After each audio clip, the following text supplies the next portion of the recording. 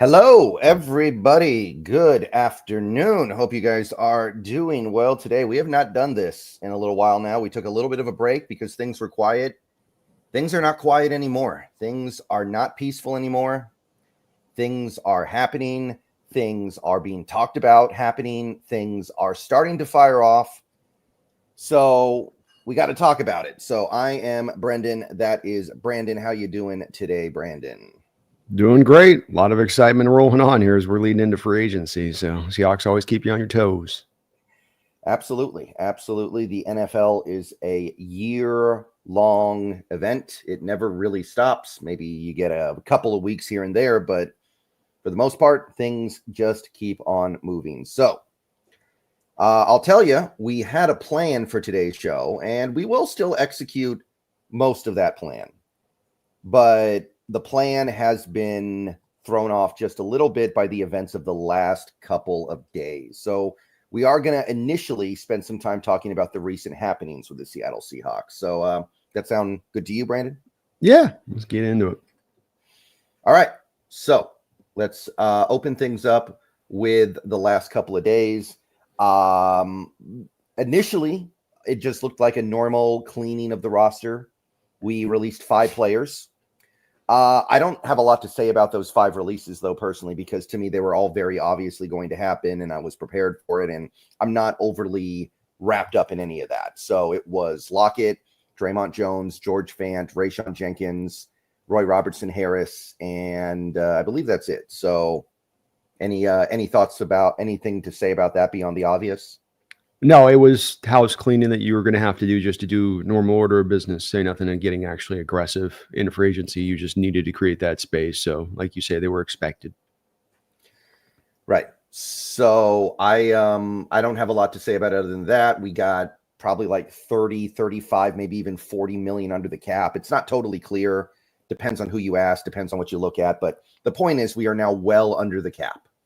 And everything seemed like things were going pretty normal. And then yesterday, literally within half an hour of the Lockett release being announced, which is one of the great shames of all this, we got word from many of the top beat reporters in the NFL that DK Metcalf is looking for the door. DK Metcalf wants a trade, and that's about all we know right now for sure. But that's more than enough for us to definitely get our dander up a little bit on. So what was your initial reaction when that announcement was made?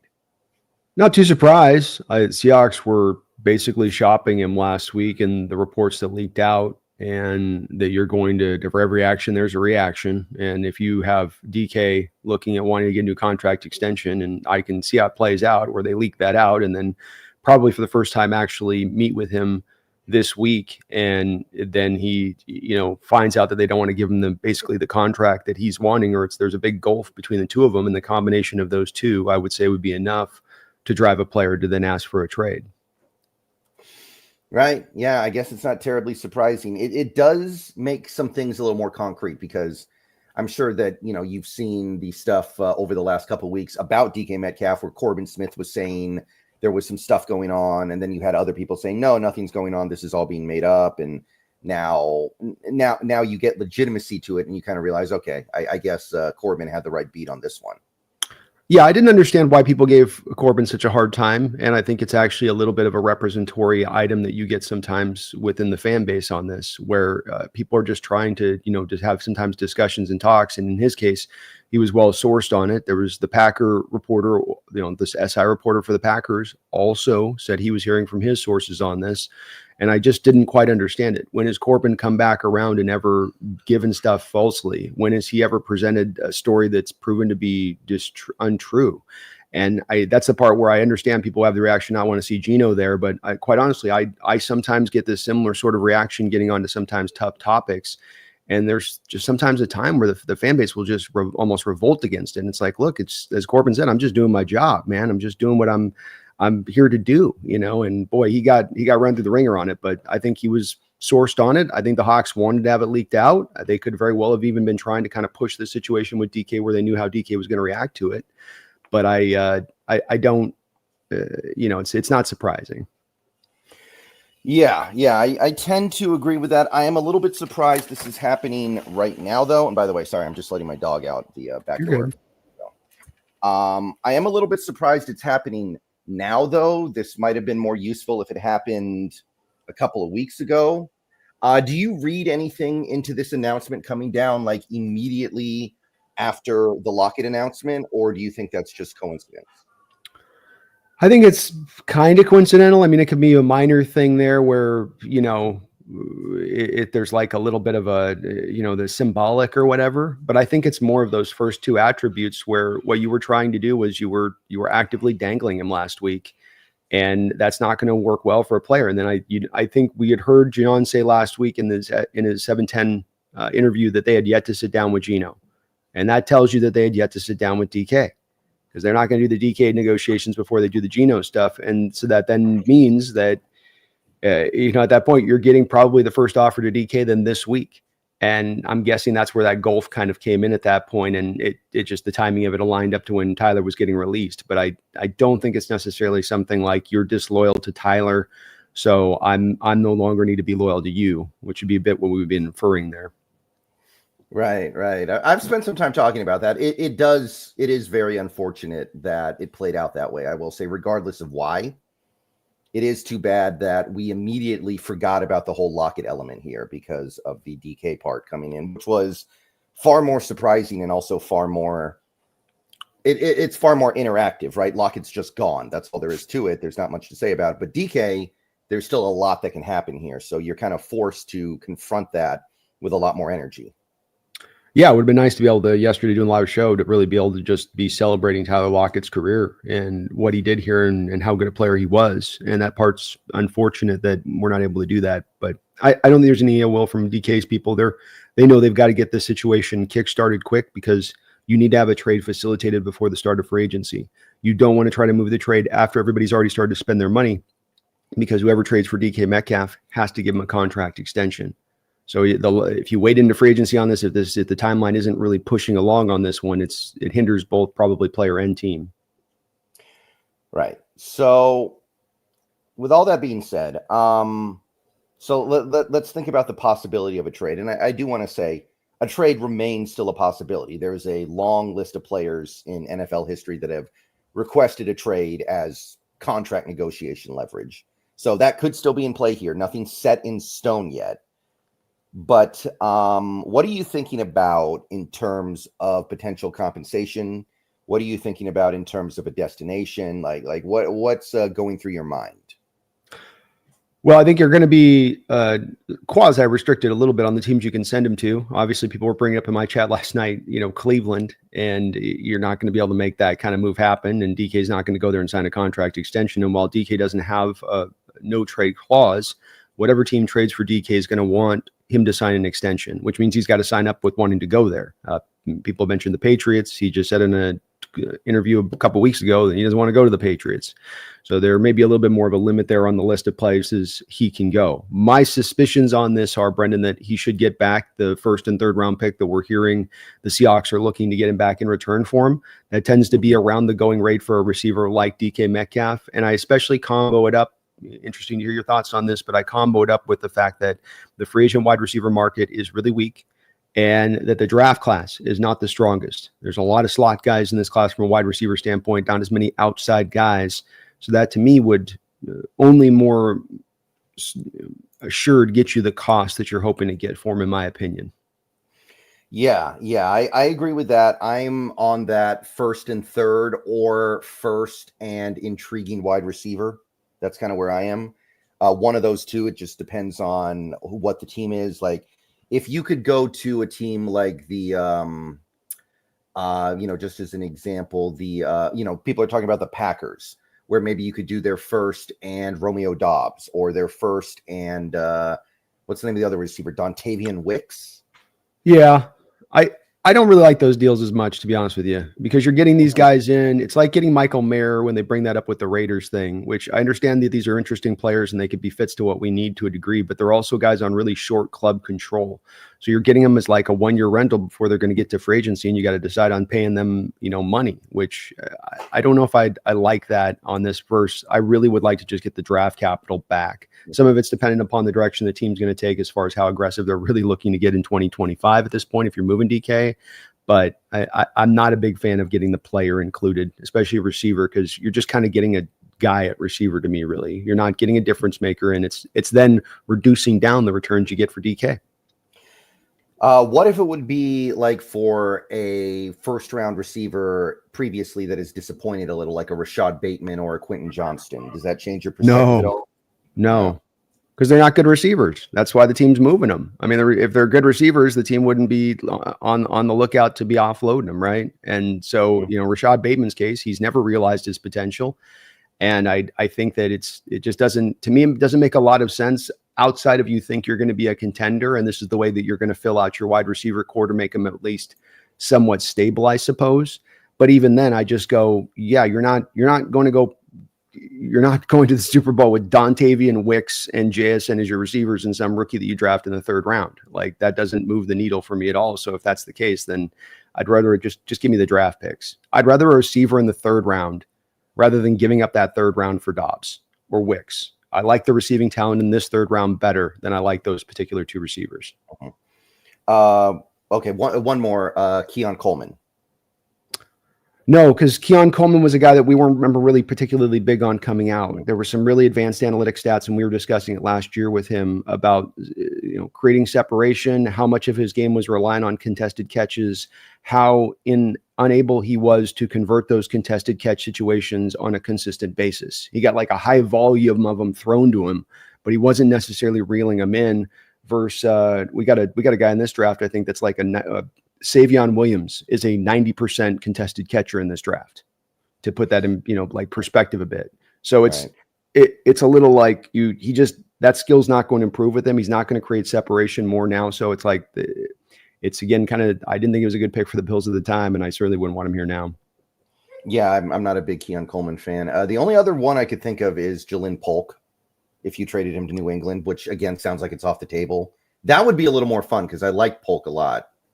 I do like Polk. Yeah, I think Polk's a good player, and he could be an interesting addition in on this. So I would maybe be a little bit more with that, because that's not as much of him a failure or I didn't like him as a prospect. That's as much of just you had Jacoby Brissett, the quarterback, the majority of the season, and yeah, no offensive line.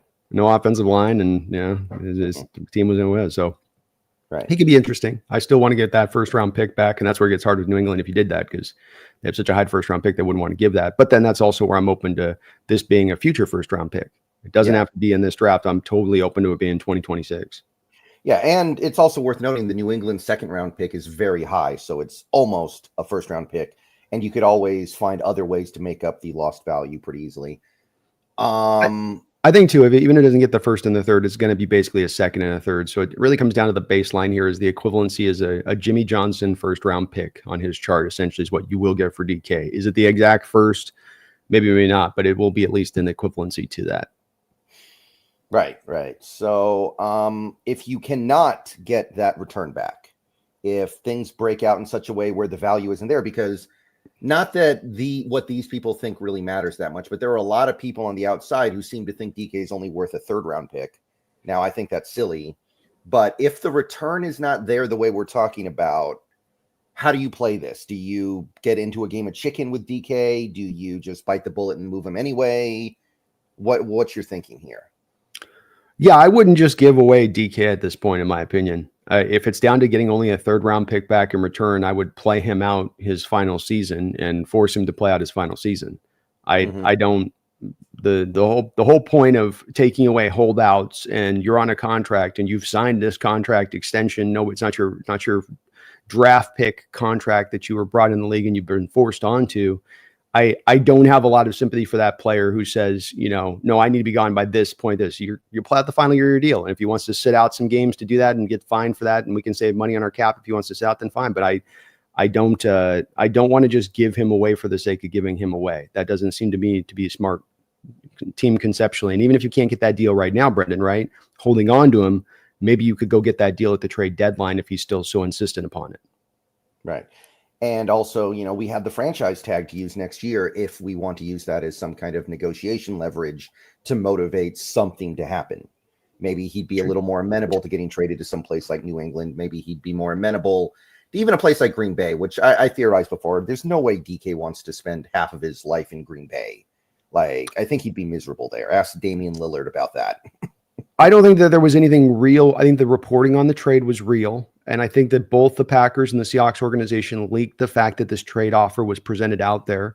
I think that what they were doing was kind of a public relations thing here, Brendon, where the Packers, who have their fan base trying to push for them to go out there and make a big move this offseason, can say, hey, look, we made a run at DK Metcalf. See, we had an offer out there for him and they turned us down. And Seattle can start to generate the interest that's possibly out there for DK, because now all these teams here, Green Bay made an offer. Well, maybe we can make an offer. We can do better than that. And so I think that there was a little bit of John and Green Bay being done, Green Bay doing John a solid, John doing Green Bay a solid a little bit on this one to kind of start this ball rolling a little bit. Yeah. And I don't know if he'd want to go to Buffalo either. That doesn't seem like a very DK type of location. I think he'd be more of an LA, Las Vegas, maybe a place like Kansas City, but even that's thin. I don't know. I feel like that stuff matters to him.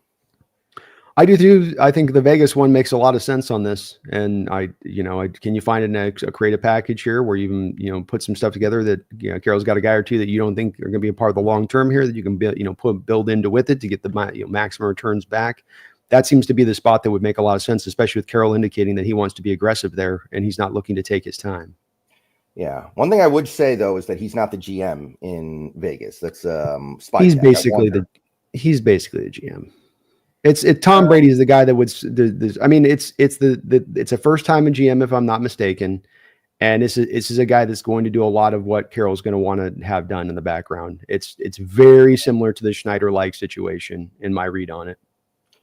I don't know. I wonder what happens if Carroll decides he just wants to go all in right now, because I think that's a terrible idea for that team. They're not in any position to go all in, but I know he wants to.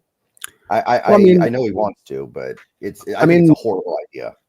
Yeah, I don't disagree with you in that right now they're not in a position to really be trying to put the pedal down to the metal. But the contract extension with Max Crosby gives you an indication of what they're trying to do here, right? Because if you're doing what a typical new coach would do coming in there and understanding we're not going to be good by the time the Max Crosby is going to still be in his prime, offload these assets while we can, get him to a winner, and let's kick this rebuild off.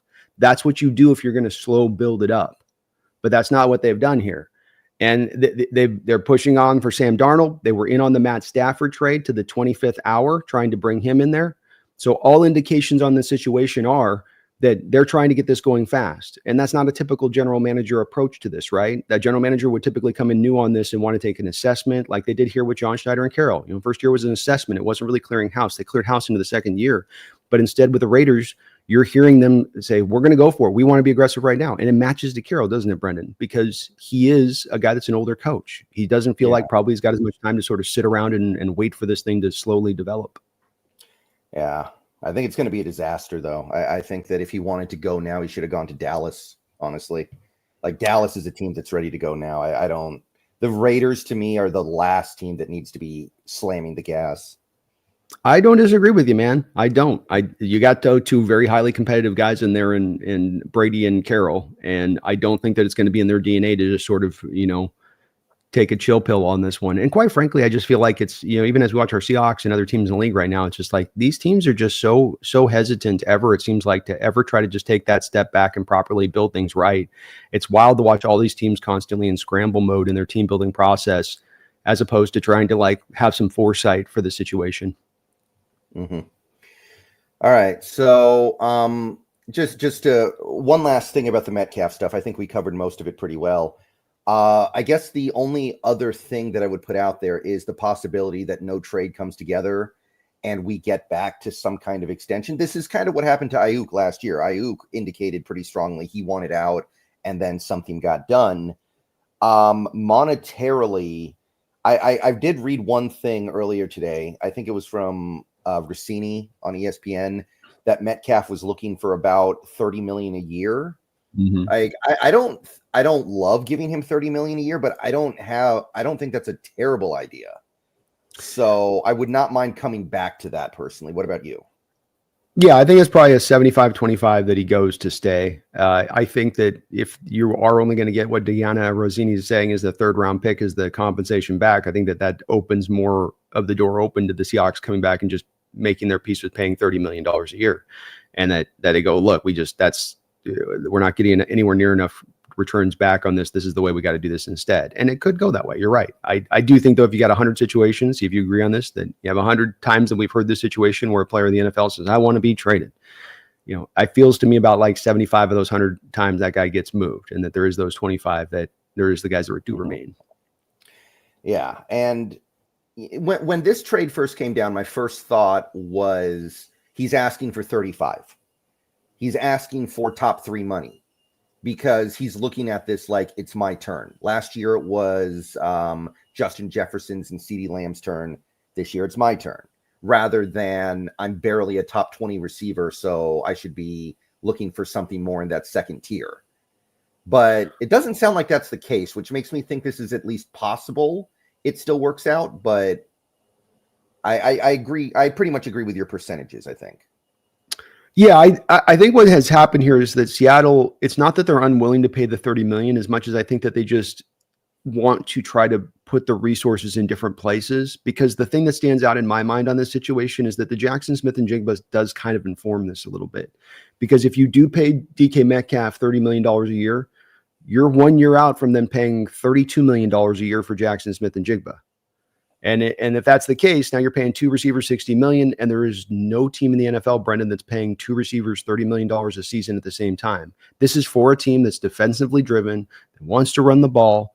Is that smart conceptually from a team building process to go that route? I think this is really as much as anything that's driving it, more than it's a deficiency in DK's game or that he's not worth the money.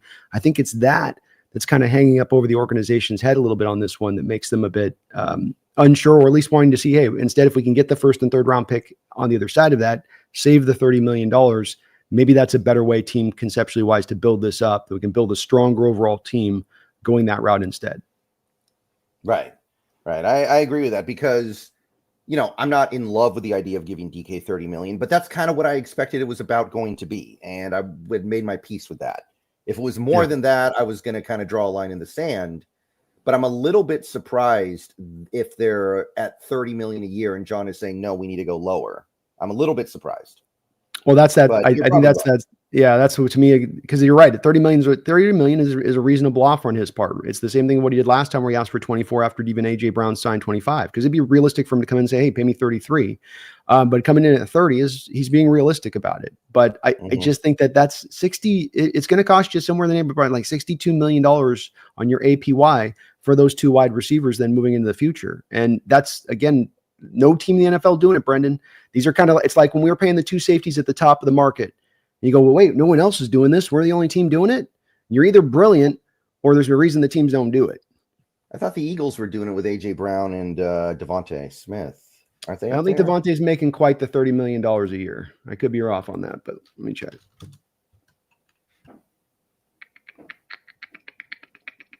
Where are we at? The Eagles. Because AJ got extended not that long ago. I think he's up there. AJ's up there for sure. Yeah. Yeah. 100%. So 3 years, $75 million deal. Okay.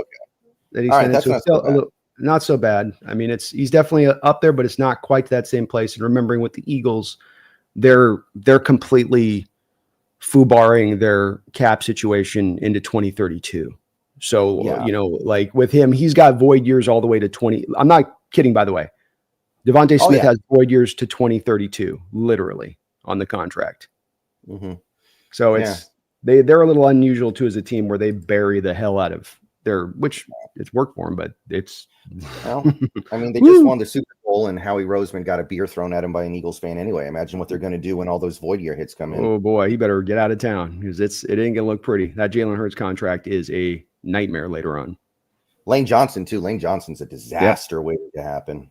Oh, it's the void years on it it's. I thought the Niners situation was bad looking at them with their void years, but this Eagles team's got them beat. I mean, I'm looking at just let's go to just 29, for instance. 1, 2, 3, 4, 5, 6, 7, 8, 9, 10, 11 void year deals in 2029. 11.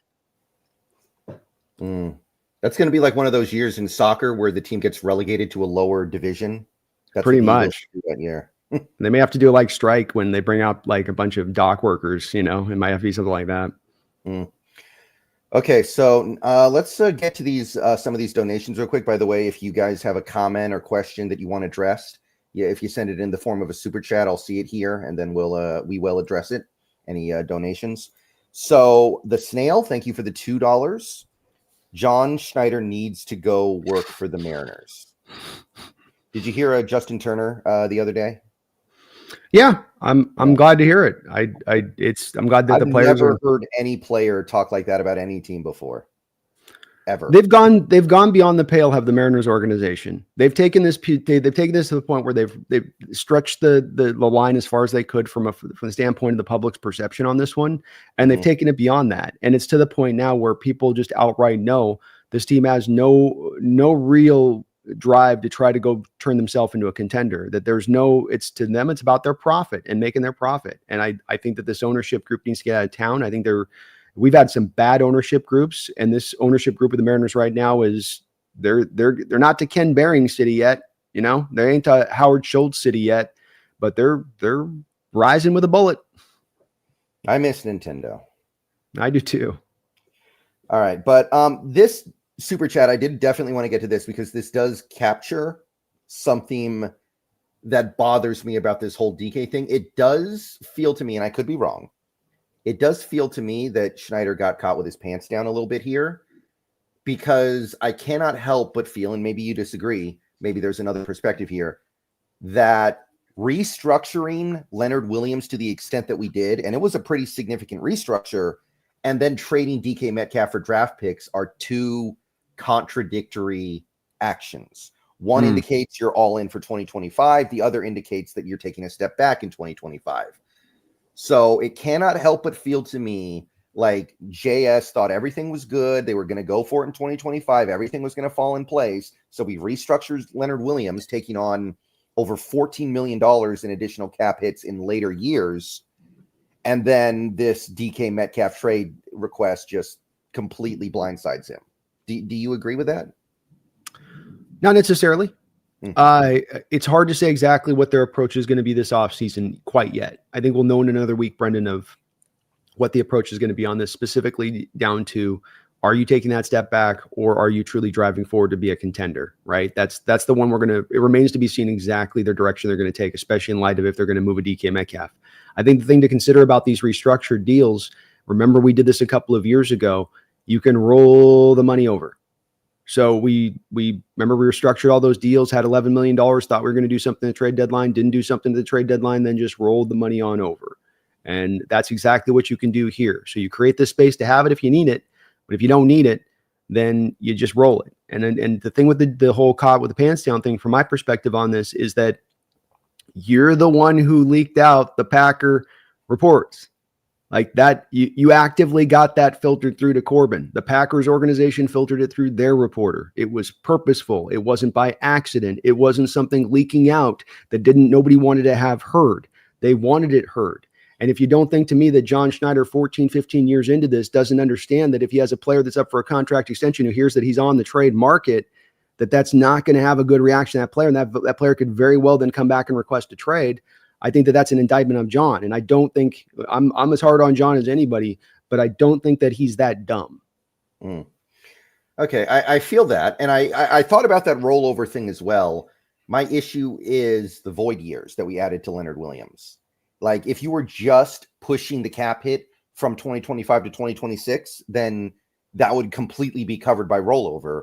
But those void year cap hits kind of bug me now, because it's 4.1 million in 2020. No, it's 4.7 million in 2026, and then another 4.7 in 2027. I don't feel like you do that if you know your star wide receiver is about to ask out. I just don't. The money can keep rolling. So money into 2027, if you don't use it in 26, you can roll into 27. You don't use it in 25 to 26 to 26 to 27. So the money can keep rolling. You're just giving yourself flexibility of the money you can use if you want to use it. You have yourself in a position, if something becomes available to sign, you can sign it. but you can roll it over. And again, the proof back to this is that he's taken this approach before where he's created the money, he's voided years out and then rolled the money over. So he's literally taken this approach once before. I don't think that there's anything lost. You don't lose the money. You don't have to spend the money.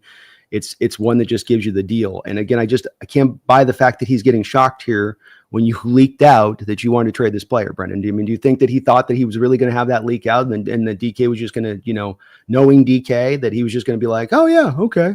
That's not how players react, man. I mean, I think he tacitly kind of wanted to see if DK would push what DK pushed. In fact, I'd go the opposite way direction with it. I'd say that he knew what he was pushing here. I think he knew the outcome of what this would drive towards, and that he kind of wanted that outcome. I think what he kind of wants is a first and a third round pick rather than spending $30 million. I don't think he wants to get a third round pick back for him, but I think that he does kind of want that. And I think that he had this plan in place for a bit of time coming into this offseason. Do you think Kubiak knew this was likely to happen when he signed here? I don't think he's thrilled with this necessarily. I don't think he's in love with this. I don't think that I have had it brought up to me as well. I don't think that the OC's opinion matters a whole hell of a lot on this one. And I think that when you're having the interview with Clint Kubiak at the time, you're walking him through all of what's happening. We'd like to keep DK Metcalf. We're coming up to a contract extension with him here. It's going to be $30 million. We don't know if we really want to be spending that. So even if we don't have DK, we will get an able-bodied replacement here for you, Clint. But definitely, we just want you to be aware of that process. Okay, I'm aware of that process. Done. Right? I don't think Clint Kubiak comes to the Seahawks as a forefront decision because DK's here and that's what pulled me to come here. What's going to pull him to come here is the coaching staff, the organization, how they run their business. It's more about the fundamentals than it is about individual parts and pieces. Okay. Hopefully that's true. Hopefully he's not pissed off now that his receiver is gone and he was planning all of his plans around him. Hopefully you're right. Can you think of any situation that's ever happened with an OC or a DC? Not off the top of my head, no, but that doesn't mean it can't happen. No, but as I always say, we don't count on anomalies or worry about anomalies, right? We count on rules of thumbs and things that are the rule of the road. Let's see here. Wally World, thank you for the $5. I was sad yesterday. Today I'm looking at all the possibilities. Yeah, I would have been sad about this, last year. But the way things went in 2024 with DK did kind of frustrate me to the point where I'm more open to this than I've ever been before. So now I'm just, kind of going through it. Now I'm just kind of like, all right, this is what may happen now. Yeah, I'm in the same place. DK's been one of my favorite players on this team, and I don't want to see him go necessarily, but I can understand where Seattle's had in a bit of a pickle here in having to sign this contract, where the team's at, how much money they've got to spend. I think it all kind of comes into account a little bit on this one. And I'm really I find myself in doing this right now, Brendon, this offseason, and I don't know if you're in the same place, but I just find myself at this point saying no sacred cows. It's about getting to a contending team. And what does that take? I love this player. I like this guy. I want this other. What does it take to get to a contending state? That's the sole focus and goal right now, and whatever it takes. Not, well, it's got to be this with this guy and this guy and this guy. That's the way this has got to happen. No, what does it take? And then that includes if we got to take the step back for this year. I'm open to it. The sole thing for me needs to be, how do we get to that contending state? Is it not for you? Yeah, it is. Of course, not everybody's going to agree exactly how we get there. That's the hard part of this, right? Like, we all want that, I'm sure. I think 100% of Seahawks fans want that. It's just hard to figure out how we get there. I think 100% of Seahawks fans do want that, but I do also think that there's sometimes the contingency in the fan base that gets more to the players, and it becomes more about kind of the player than it becomes about the team. And that's a transition I've seen in recent years here and kind of covering this team, where I don't always understand that. And I think that there is a little bit of a contingent at times and that will make a bit more of that choice too. It's that there's more of a gravitation to the player than the team on this. And that's, I would hope that the people like that do genuinely believe that the player is so good that player is a path to contending. Having that player is important to contending. I would certainly hope that. Maybe they're wrong. Like, in some cases, they're very wrong. But I assume that they're at least working from that intent. Well, it's like, how many people did you hear in your chat that want to bring back Tyler Lockett? I know you've heard from him. I've heard from a variety in mine that want to bring him back. I mean, Tyler's been done, right? Like, he's not a fit for this offense, but they will still bang the drum hard to, why don't we bring Tyler back? Bring him on a low-end contract. Have him back as like a mascot leader type. Like, that's not a contending team kind of mentality. I love this player. I want to have my mascot mentality. And that's where I think we got to be more, not we don't have to, but it's just my outlook on it is more into I'm looking to what we need to do team centric wise. And that's the sole focus. Yeah. I think some people think Lockett is still really good. I think they're wrong. I think they're very wrong. I think some people think Lockett is still a really good player. And that's where it comes from. I've had people mention me. I know he's not the same player. I know he's not the same this, but I just want to have him back. I mean, in doing my shows live, man, I hear a lot of this type of stuff, and I've heard a lot of that where it's just, I just want to have him back. I know he's not as fat. I know he doesn't give any yak. I know he's not a blocker. I just want to have him back. And there's a little bit of that sentimental stuff that exists here at play that to me is only a thing that's inhibiting in building the winner. If that's something that we're having it at all at the forefront of our mind. I don't think the organization is, but at the same point in time, I think you could have made an argument Lockett probably shouldn't have even been here through last year with where his cap hit was at, but the team kind of did that mascot thing and kept him on for an extra year. Yeah, I mean, there's a little bit of that. I've wondered certain Seahawks fans if they, are not so much Seahawks fans as they are groupies for a particular player. I've wondered that myself a little bit, but for the most part, I think people just think that these players are better than they are in some cases, or worse than they are, or whatever. I think we just have different approaches to this. Agreed. And I don't want it to seem like I'm hammering them too much because it is a good instinct that they're operating from, in that you want them to celebrate the players, revere the players, love the players. That's what fans do. But it just shouldn't come at the cost of understanding that this team for 10 years has done nothing. And in my opinion, nobody on this team deserves to be like, they've got to stay here when that's been your track record. That's it. It's 10 years of this. And it doesn't mean that it's their fault at all. It just means that this dynamic has not worked. This interrelation of parts has not been able to present a contender or even anything close to a contender. So we got to kind of flip the script here, upend the table, change the process a bit, shake things up. Mm-hmm. Yeah. For the most part, though, I give these people the benefit of the doubt that maybe they just believe something that I really, really don't.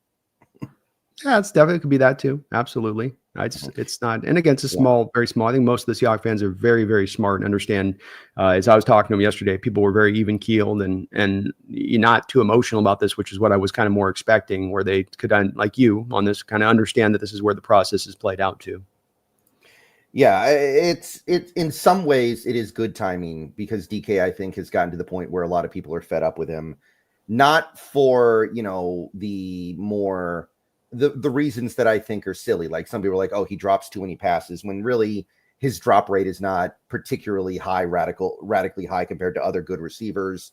It's just more of the, it's that thing where we just had this season where we had an offensive coordinator who thought it was illegal to run the ball and he still couldn't get to 1,000 yards. That bugs me. Like, it would be one thing if he can't get to 1,000 yards with a run first OC, like somebody who just wants to run the ball all the time, but for him to do what he did last year, where he was basically a ghost after the injury, after he came back from the injury, like that did, I think, get a lot of people to the point where they're like, okay, whatever happens, I don't really care anymore.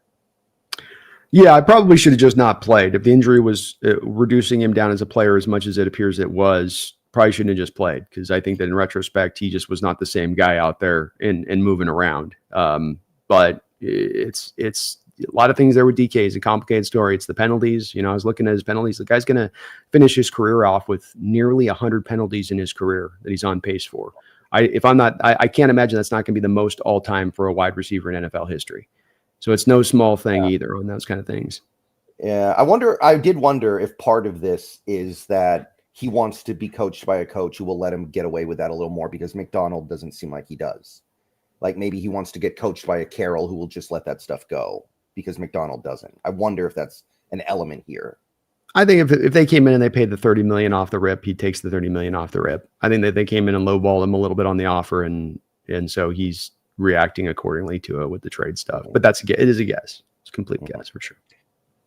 Seahawks OG, thank you for the $9.99. Great to see you back, guys. My deal would be DK, Reek, and Fant to Pete /Vegas for Bowers plus their second rounder. Thoughts? I think you're drawing dead on getting Bowers away from the Raiders for any amount of capital. Yeah. I can't imagine they give him up for anything in the world right now.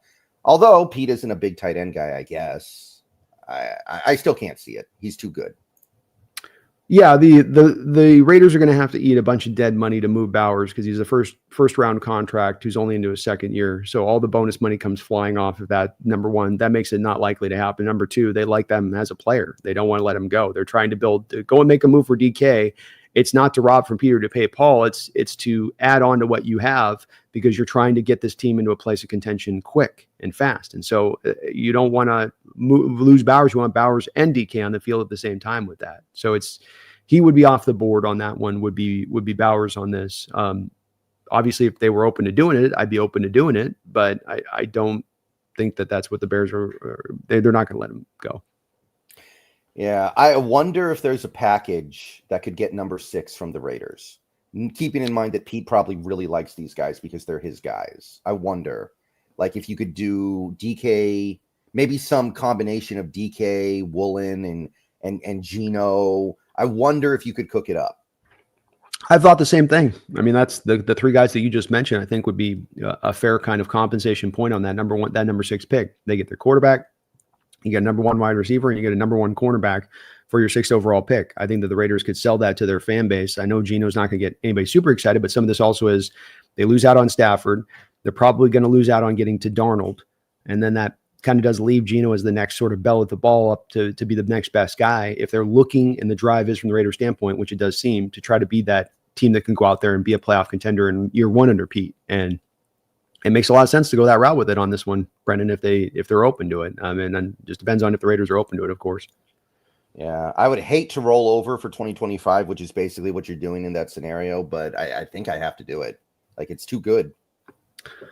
You know my standpoint. We talked about this before we were heading in the offseason, and I know it's not a popular one. To your point on this, Brendon, is I've definitely got my share of pushback for it as well, and I get it. I get the pushback on this. I'm not sensitive to it as far as I just understand it's people are kind of ready for this team to win. It's been 10 years, so I get that. But I have been a proponent of taking this step back this year, and these kind of moves would be emblematic of that. And I think that they would be smart, and that we'd be much healthier organizationally wise, setting the stage here for McDonald. We'd have the resources in the right place, I think, from where we're putting them.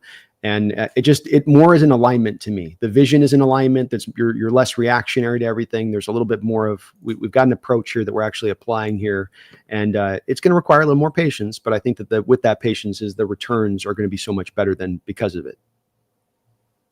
But yeah, I think you could. I think the general point of the super chat is there could be something pretty fun you could cook up with the Raiders here. Yeah, that would be the team you could really kind of take advantage of because these are Pete's guys and he loves them and he's desperate to compete now at any cost. If there's a team to fleece, that's the team. 100%, especially knowing that drive is in them right now, and Pete to not be patient. You're sort of able also to kind of take advantage of that lack of patience that they probably should have there right now, and instead be able to go, okay, hey, we'll give you that you've got, those big eyes for next season. We'll help you. We'll lean into that and help you out with that. And Seahawks then, I mean, at that point, yeah, there's a lot of work that has to be done then to get the team going. But man, you've got, for raw assets standpoint, you're in phenomenal shape to get that done. Yeah. Yeah. Kevin Mullen, thank you for the $1.99. Would DK trade is Fant not a cap casualty? A lot of people that I've been listening to lately have said that Fant's not a cap casualty no matter what. Like, apparently Kubiak likes him and we're keeping him. So that's what I'm hearing. It's possible. I think you would have let him go here the last week if the intention was really to go and do that. I don't think they're going to wait through this process and get like into the wave tier 3 of free agency and then release Noah at that point. It does kind of seem like the intention here is to keep him retained in house. So I guess that is the case with it, that he is gonna remain. Now I think with the DK trade, it just only means that he's more likely to stay. I think with a DK trade would be my guess. I'm not a huge fan of it, honestly. I have a hard time believing that Noah Fant is worth $13.5 million. I think he's a good player. I just don't think he's worth 13.5. I don't even really think he's worth the $9 million you save. But I also understand there aren't a lot of good tight ends out there. So if you want to run a tight heavy offense, you got to go with it. Yeah, I'm with you a little bit with this though, because the other part that factors into this, of course, is the draft. And you have probably the deepest tight end draft in the last 20 years. That's not an overstatement. It may be more than that. and that you can go into this draft if you had a purposeful approach to want to do so and grab 2 tight ends, and you're in better shape overall than maybe where you are even with Fan as it stands right now. And so I think this is the year to kind of do it if you're going to do that on letting them go get those tight ends in the draft. But like you say, it does seem like that they're pretty resolved to just keeping him. Right. So I'm not a huge fan of it, but I don't think Fant's a bad player either. So I get it. I'm sure Kubiak's got plans. And look, Fant is still like a legitimate move tight end. He's still a legitimate tight end 1. He's just not a top 10 tight end or anything like that. Agreed. Yeah, he's fine. He's definitely workable. I mean, the blocking isn't as great, but as pass catcher, he'll definitely work in this system. Mm-hmm. Seth, thank you for the $4.99. If DK does get traded, do you now consider this a rebuild phase, or do you think we could still make the right moves this offseason to be a contender? Yeah, this is something that I've thought about a lot lately. Very complex. Well, yeah, real complex. I think that there's 2 different directions that they could go here. So it doesn't give you a great answer on that, Seth, and that it can go either or. I can give you what would be my direction of it, and that is if DK's moved, then I think Geno Smith should be moved in conjunction with that. I don't think that you move DK and then you hold on to Geno and try to contend next year. Yes, the flip side of this is, yes, you could still create a contender that way. You save the money on DK's new deal. You got the draft capital. You sign a Drew Dahlman. You sign a Tevin Jenkins. You sign a Geno Smith. You trade for a Rashid Shaheed. You draft a guy in the 3rd round at the wide receiver position to round out the wide receiver core. And then boom, here you go. Could that team go out there and be a contender in that way? They could.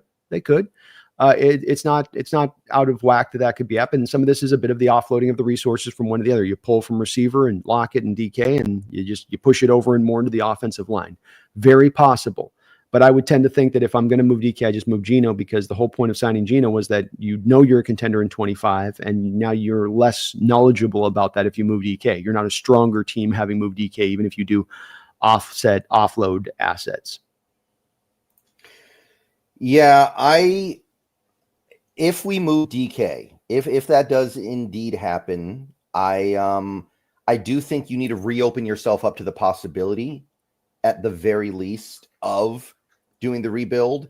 I think that if you do that, the degree of difficulty is gone up. And the thing is, if you're going to go that route, the rebuild route, or not rebuild, it's not really a rebuild. It's more of a retooling, right? You're not getting rid of like Cross or JSN or anybody like that. It is just kind of purging some of the old stuff a little bit.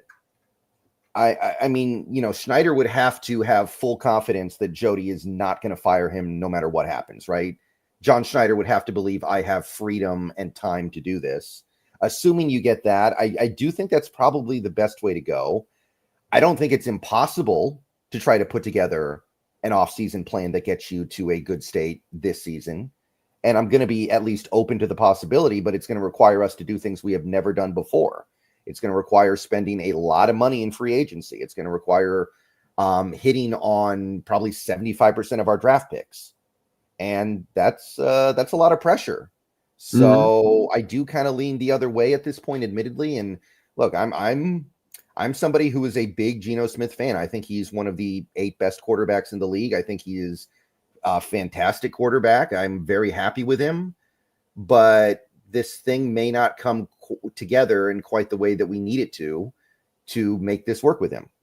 So it is what it is.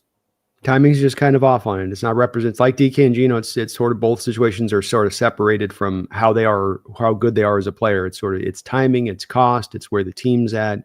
It's all of that together a little bit on this situation, which is weird because usually it is just about the player, how good they are, do they deserve the contract? It's usually just as straightforward as that. But there's a little bit more moving parts to me in this deal.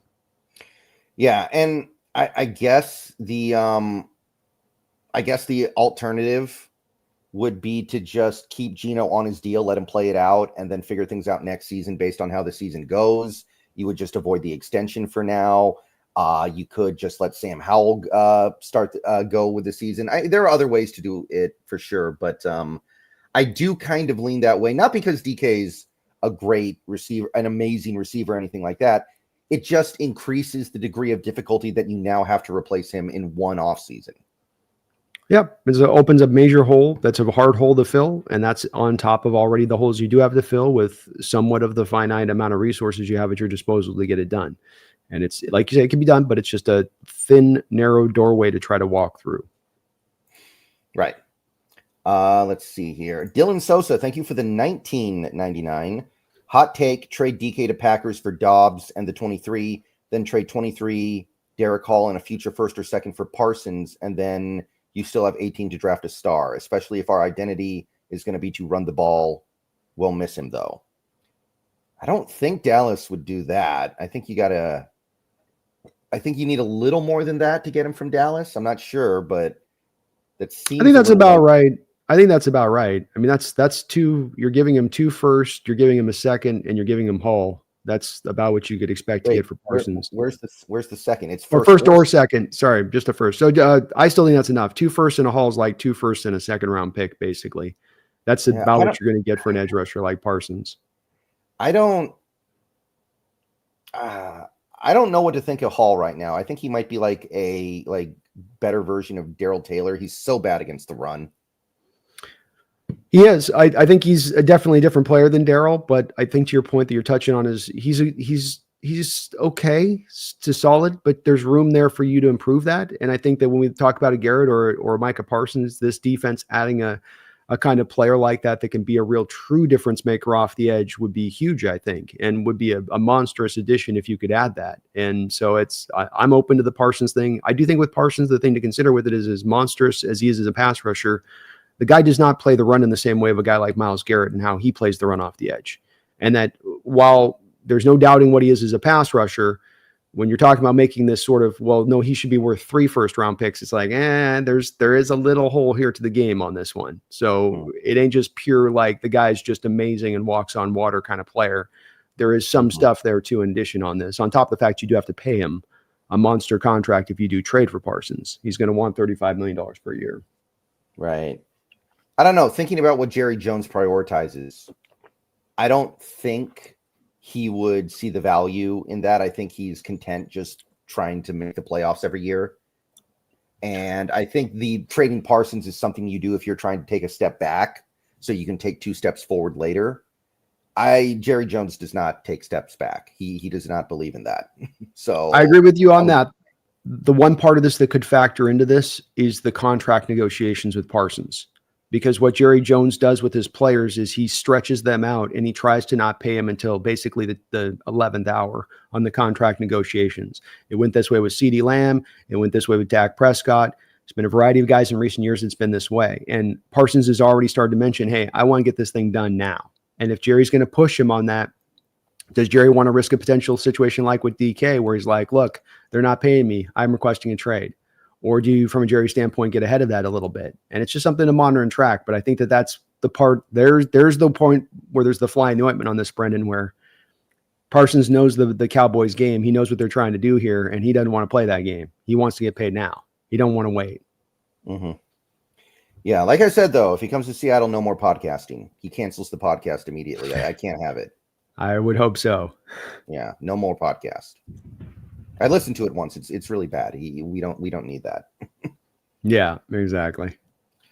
Let's see here. Be calm, see clearly. Thank you for the $5. This offseason escalated quickly. And also BTW off is the direction all California teams can F, and something feels off with JS.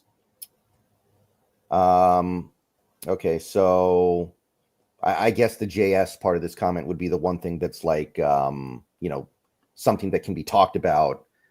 That's one thing that I'm not in love with about the whole idea of taking a step back. I don't want to reset the clock for Schneider that much because I'm kind of getting sick of him. And I don't want to give him like 2 or 3 years of free time to figure this out.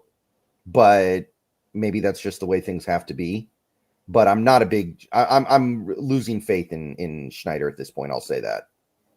I think it's fair to not necessarily have as much faith in John. I think I would just offer this to you on the step back thing. And that is that this organization, you just mentioned Jerry never takes a step back. We never take a step back. We don't. That's the reality here too. And this is the thing that I think I'm as hot on as anything this offseason, Brendon, being that we constantly get in there, just keep pushing it forward, keep pushing it forward, keep pushing it forward. And it hasn't worked. So we're gonna try essentially walk in this offseason the same approach we've been operating off of, yet we expect there's going to be different results. Why? Why? If it's failed for 10 years straight taking this approach, why would it not fail next year? And why is it to me, I don't think that there's a matter of you're giving John more or less time. I think Jody's given him the time he's got. He knows what he's got to work with. And understanding that, I think as well, it's awful from an organization's perspective if you're driven as a general manager not to do the right things, not to build it up properly, but that you've got a fear for your job. So that's what's driving your decision making. Look at the Giants right now with a lame duck head coach and a lame duck general manager. They're going to probably make some stupid decisions this offseason because that's their motivation. That's what's driving them. And I don't want to be in that same pickle of it. I want to make intelligence decisions. And I feel like, tell me if I'm wrong on this, Brendon, but I feel like a big thing that stood out this last 10 years, when I look through the trades, when I look through the signings, when I look at how the team spends its money, we're very reactionary. We're very constantly reactionary to what just happened, as opposed to having a vision up ahead of you and saying, here's the plan that we've got in place, and here's how we're going to execute that plan. A, B, C, D, E. Does it feel like to you the last 10 years that's how they've been operating, or does it feel to you like the last 10 years has been more reactive? Yeah, it's been more reactive. I would say we were going to take a step back when we traded Wilson. We just kind of fell backwards into a franchise quarterback with Geno. And I don't know if that was the plan at the time. You can't tell me that anybody thought that Geno was going to be that good when we traded Wilson. So I would say that was one time where we were at least amenable to doing that. And then things just broke a different way. But other than that, you're right. Yeah, I think that they didn't necessarily they could have taken a step back there. You're right. They didn't take the step back there that offseason, though. The trade of Russell occurred, and you got younger, and you had a lot of picks, but you didn't necessarily go and say, let's reset this button now. You still were pushing through. And this was also followed up by the comments of your general manager and your coach, by the way. So it's also, in addition to the moves that they made, we're not about still trying to maximize out that today.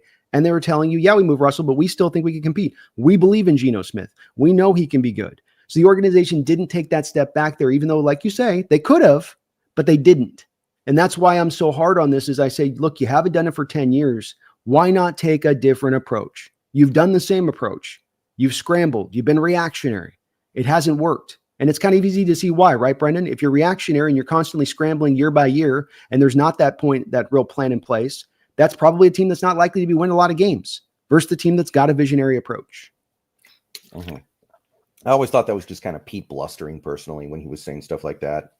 Well, but again, we go back and we look at the contracts that were given out that year. If we look at the moves that team made, I don't think that we're looking at any of the moves that were made that season, Brendon, and we're saying, oh, this is a reset season. This is a rebuild year. And we can go through it right now and look at those moves that they made that year, that off season. But I don't think that you would think about that in retrospective, looking at it like they made rebuild kind of moves there. They were still driving hard. They didn't get out from under bad contracts at that point and pull it down. They didn't roll money over into the next year, right? That would have been an indicator. Save some money and then roll it into the next year's cap. You didn't do that. You used up all of your cap space that year, didn't you? Every last bit of it. So it's also, they said it, but then it's also backed up by their actions too. Now, the one deal that really didn't make sense that offseason was the Diggs extension. That was the one that was like, that's not something a rebuilding team would do, that I remember. The Diggs thing was like, okay, he just broke his leg. He just turned 30. Why are we doing this? I remember thinking that. Other than that, what else did we do that offseason? I'm trying to remember. We go through it. 2022, is that right? Well, it would have been the 2022 offseason, yeah. So we've got a lot of the one-year deals handed out again. You retained Disley, Sidney Jones, Al Woods, Quandre Diggs on the free agent signing. You signed Uchenna Nwosu in free agency, which was a pretty large contract given John's track record and what he had signed on that. You signed in Quentin Johnson, Austin Blythe, Artie Burns. And those were the moves on that. But there was a lot of one-year deals, and again, used up all your cap space. You sign a guy like Uchenna Nwosu that year, to me, no, you don't. You don't make that kind of signing in a rebuild year like that. You're clearing money off the books in a year when you're resetting. You're having money that you can roll over into the next year. Now, there's a lot of things you're doing when you're actually hitting this reset button, and there were no indications of that from what the Hawks are doing past just purely moving Russell Wilson. And even that was happening not because they were being visionary, Brendon. That was happening because Russell Wilson requested the trade. Mm-hmm. And John was sick of him too. I think I think that was more like they didn't believe in him that much anymore, more so than thinking like, let's cash in this big asset that we have. I think they were just kind of sick of him. So you're right. There were some contradictory moves that offseason.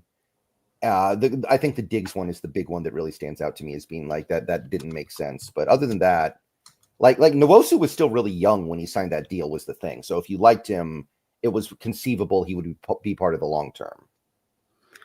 Yeah, I just think it's a guy you're signing that's in free agency, a sign like that. You're doing it for a team that you think is playoff ready is more of that's an indication of that signing more than it's that we're hitting this reset button and we're going to bring this guy in who's going to be part of that foundation moving into the future. I mean, there's a little bit of a part of that, but again, it's used up all that cap space for a team that was not going to contend that year.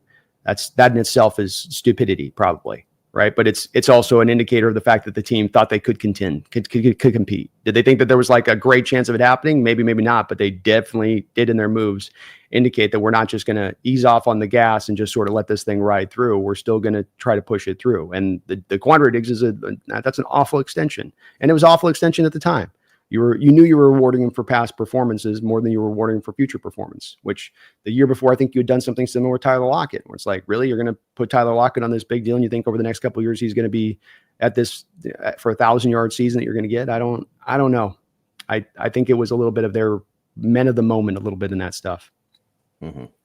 Let's see here. Be calm, see clearly. Thank you for the $5. B-Dog, I do now understand what you were saying about Jalen Hurts.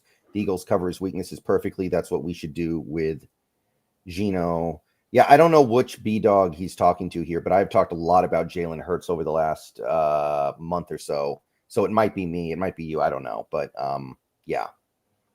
Yeah, it's the Eagles construct their team and their roster in the right way, and they know what Hurts can do and can't do. Hurts is very smart too. He's got to be given a lot of appreciation for understanding his limitations and working around that. And he doesn't fall into the traps and the mistakes. It's really the mistakes he doesn't make at the quarterback position that separates him as much as it is the big time throws he makes and the decision making as far as, layering a ball in a tight window.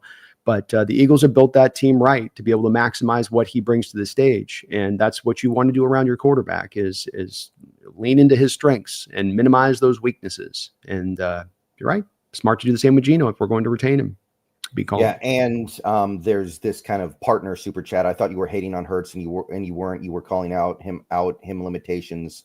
Now in his defense, every QB needs help, even Burrow and Mahomes. Yeah, I think this is the part of football that really takes a while for people to understand when they start watching it and trying to actually dissect it. It's like that kind of those last steps you take when you're really trying to understand what you're looking at when you're watching a football game. The thing that I think people need to spend more time thinking about is what is the player being asked to do by the team? Like, just as an example, imagine you have a cornerback who is so good, the team asks him to cover half of the field by himself. He's still going to give up some stuff every now and then because he's covering the entire half of the field by himself, but they're asking him to do that. That means they have a tremendous amount of faith in him and his abilities, and they think he's one of the best in the world versus the cornerback that maybe they're asking very little of. He's going to give up less because they're not asking him to do that much. That doesn't mean he's a better player than the guy who's giving up a little bit more because he's being asked to do more. In the case of the quarterback, because I'm sure you've seen a lot of people this offseason trying to say, oh, Jalen Hurts is a top 5 quarterback now because he won the Super Bowl. I'm sure you've seen that, right? Sure. Jalen Hurts' arm is a blunderbuss. You know what a blunderbuss is? Mm-hmm. Yeah, his arm is a blunderbuss. He has minimal accuracy beyond 12 yards. He can do the 9 route stuff a little bit. That's pretty good. But other than that, and then you have a player like a Justin Herbert, and now everybody's like, oh, Jalen Hurts is so much better than Justin Herbert. Look at what the team asks of the player. Justin Herbert is constantly pushing the ball down the field, over the middle, fitting the ball into tight windows, constantly being asked to make these high degree of difficulty throws versus somebody like Jalen Hurts. The Eagles almost never ask him to do stuff like that. All they ask him to do is run the ball and do 9 routes and then throw like easy short passes. Look at what they ask of him. compared to these other quarterbacks that are actually elite. Look at what the Bengals asked of Joe Burrow. And yes, look at what the Seahawks asked of Geno Smith last year with Ryan Grubb's offense. He had to make insane high degree of difficulty throws over and over and over again.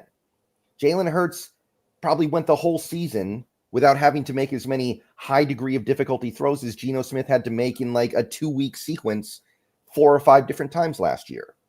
So that's the part that I think is kind of like the final stage of really trying to really understand what you're seeing on a football field. Yeah, I think that's a big part of it. I think if I could offer on top of it, I think supporting cast is a part that we want to probably take into account, especially with the quarterback position on this, and that does factor into this as well. As Hurts has got maybe the best offensive line in pro football. He's got at least a top 15 wide receiver and probably a top 23, top 22 wide receiver. He's got a top probably 6 tight end. He's got maybe the best running back in the sport. Like that's also going to make all the things you said about what he does as far as the responsibilities are true. And then you pair that in addition to that with a supporting cast that's as good as this, with a defense that's good on the other side. And this sets up his success. And that's not then about the greatness of Hurts. It's not to say he doesn't have some good things he brings, but that's not then about the greatness of him. That's not about it of elevating his greatness. That's more about individually recognizing how great those individual parts are, how they all work together so well to elevate him as a player.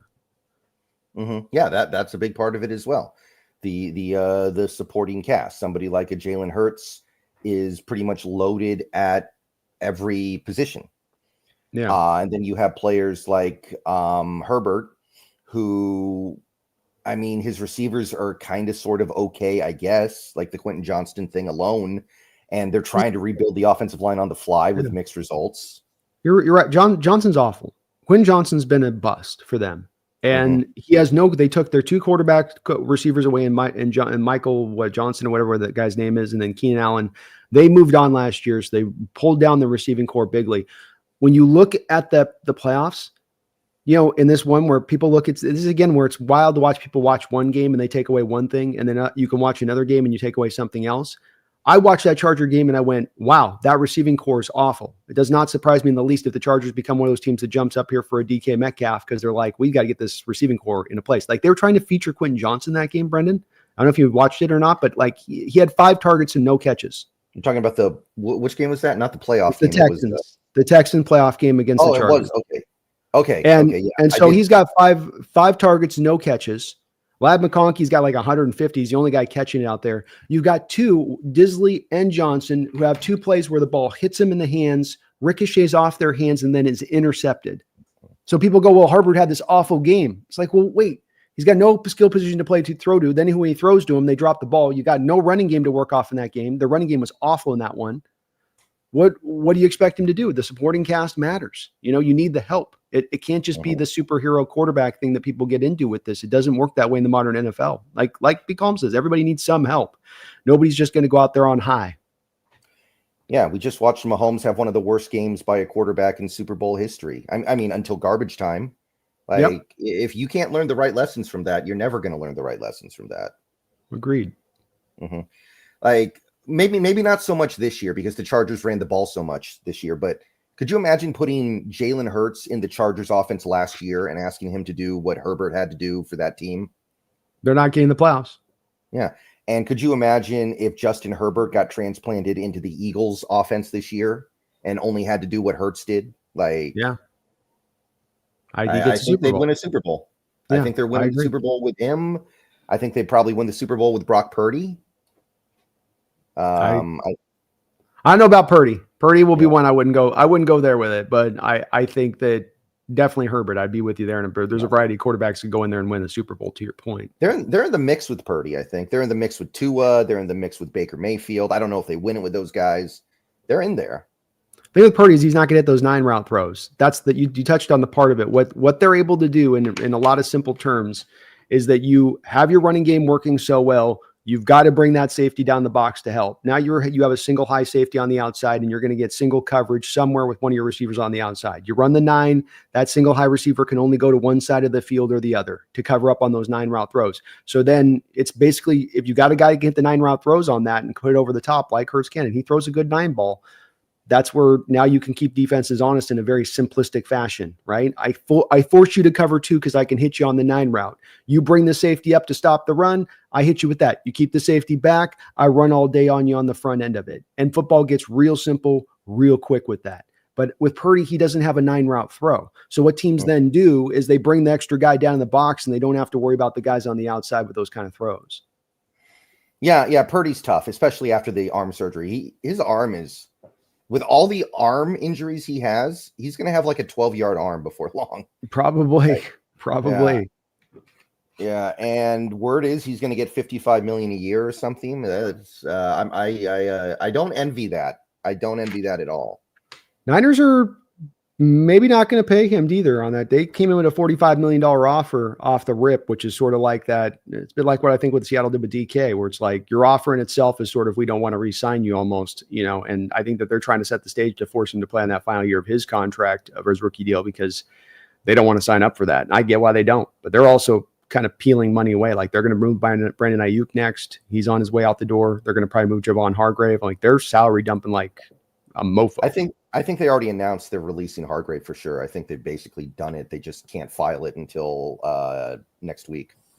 But it's not a good saving deal for them. Like because they backloaded that contract so much when they release him off, they're taking such a hit there where it's not a matter of you saving money to go get a player you can go get. This all looks like pure and simply their owner has come down and said, tighten that belt strap.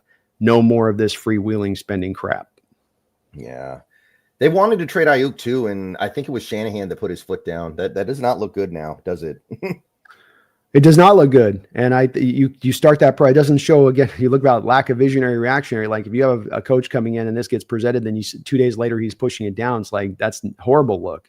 And but it may be outside of his control too, because I think some of this is coming down from ownership. We'd heard last year that they were getting fed up with some of the spending processes, and they have a lot of the same stuff that the Eagles have going on with that void year stuff on their contracts. And if you're not winning Super Bowls with all those void years, and now you got a quarterback coming up to be paid $45 to $55 million a year, and you just paid $30 million to this receiver, and maybe you're going to start going, hey, why don't we just spend regularly and see if you can do it that way? Yeah, don't they eat a ton of debt on Debo already? By the way. Oh yeah. It's going to eat the Hargrave. That one's going to eat a ton of this space on up, and yeah. Let's see here. The Snail, thank you for the $2. My issue isn't trading DK; it's the timing and look.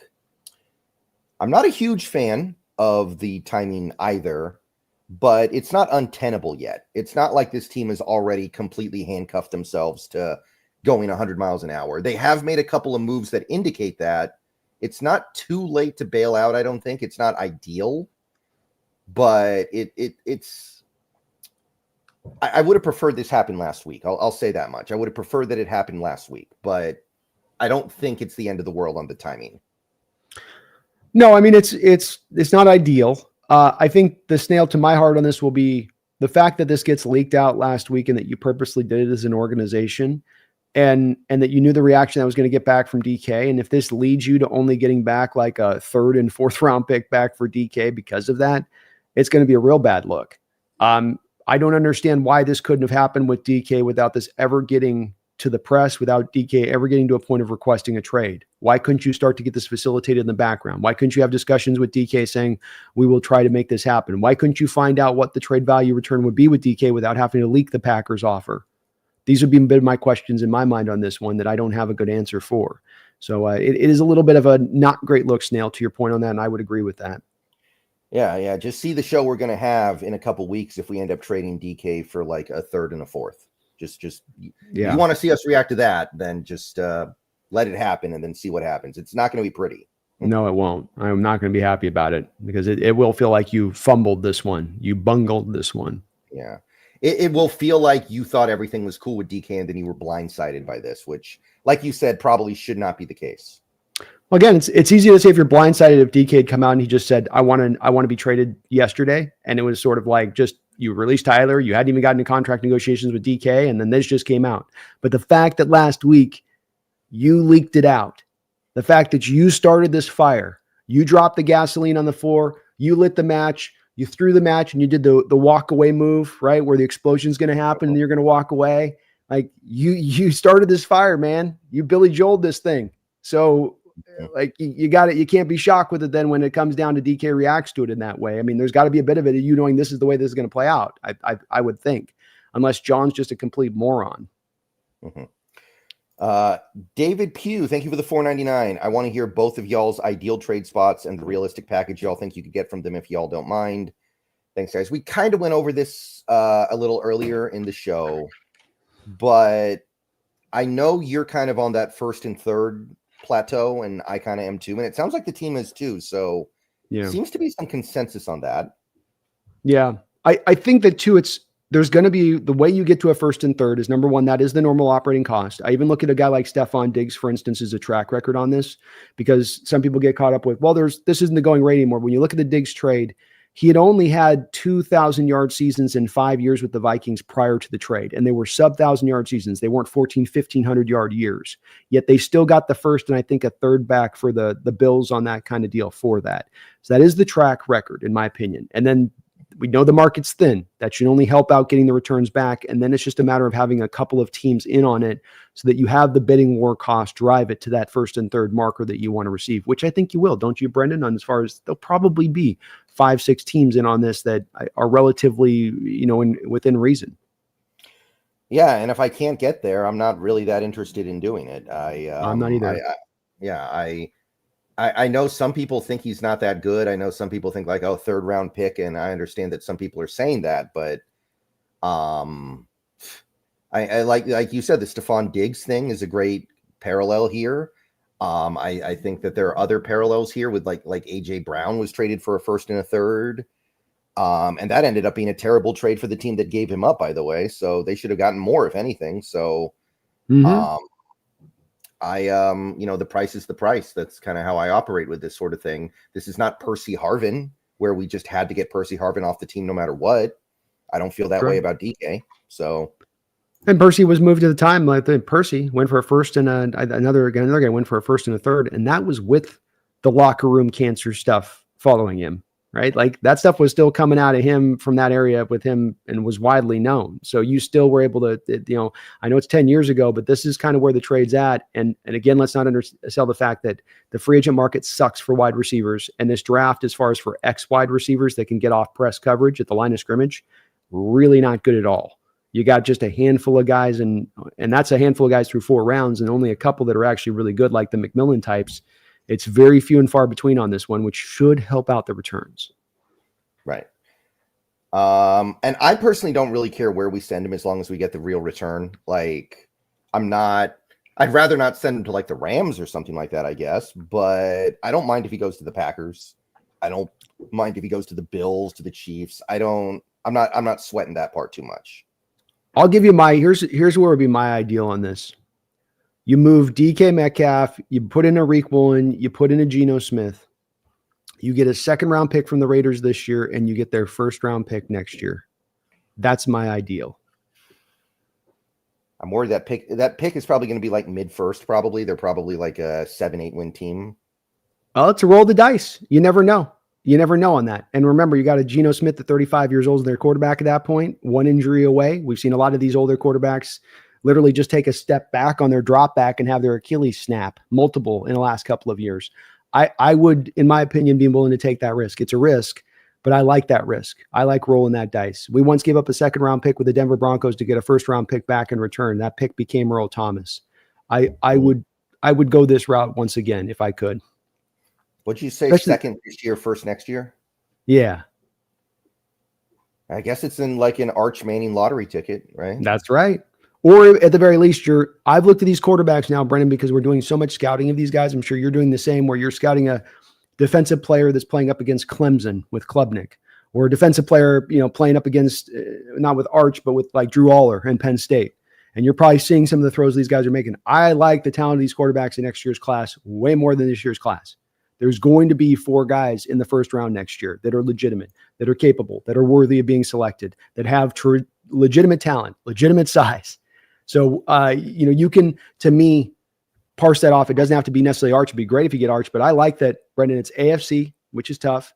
AFC West, that's the division with the Broncos, the Chiefs, and Chargers that they've got to work through. That's a hellacious division for a first year of Carroll having to work through to try to get to a place of 7 wins, like you say. I see it as more of like their ceiling's probably at that point 6 wins, if not, and that there's a floor there of potentially, or 4 or 6 wins in the ceiling. Our ceiling would be like 2-3 wins maybe into that place. We have a trade in the AFC South. We could discuss real quick. Let's do it. Want to go ahead and break it? Break it. Jacksonville Jaguars are sending wide receiver Christian Kirk to the Texans for a 2026 7th round pick. That is a dead giveaway. Dang. Dead giveaway. Yeah, Jacksonville Jaguars in fire sale mode a little bit at this point, maybe. Kirk's pretty well high paid. I think that's a part of that, is that he was due on the books to, I think he's like heading into the last year of his deal. And I want to say, he had the highest cap cost of anybody on the Jacksonville Jaguars right now. He has a $24 million cap hit this year, Christian Kirk. So they obviously aren't going to pay that, the Texans. They're only going to have to pay $10 million of that approximately. He's got a base salary of 15, so they're 15 million on the base on that. So it's a little bit of it makes sense from the Texans. Dell's going to be out all next year. Yeah, from what I hear. So that makes sense from their perspective on that they go that route. Is it just me, or should Tank Dell retire? Like, he's going to die next time he gets hit. Well, and let's say with Tank Dell, because you and I talked about this with those guys coming out that year, it was Jordan Addison, it was Tank Dell. And we have a lot of these receivers at times coming out in recent years like this. This is why on those guys, I say, I don't like that size. That's too small. That's Tez Johnson, Oregon. He was 154 pounds. Yeah, and how is that going? Garbage, but yeah. And he tested like garbage. How is he going to do? Like, what is that guy going to do at the NFL level at that size? It's not going to hold up. It's the why I'm this way too, Brendon, with quarterbacks that are 6'1" and 185 pounds. I don't want to sign up for that. You need to have more girth on you to be able to take the destruction that your body is going to have to undertake when you get on a football field. And I don't know. Yeah.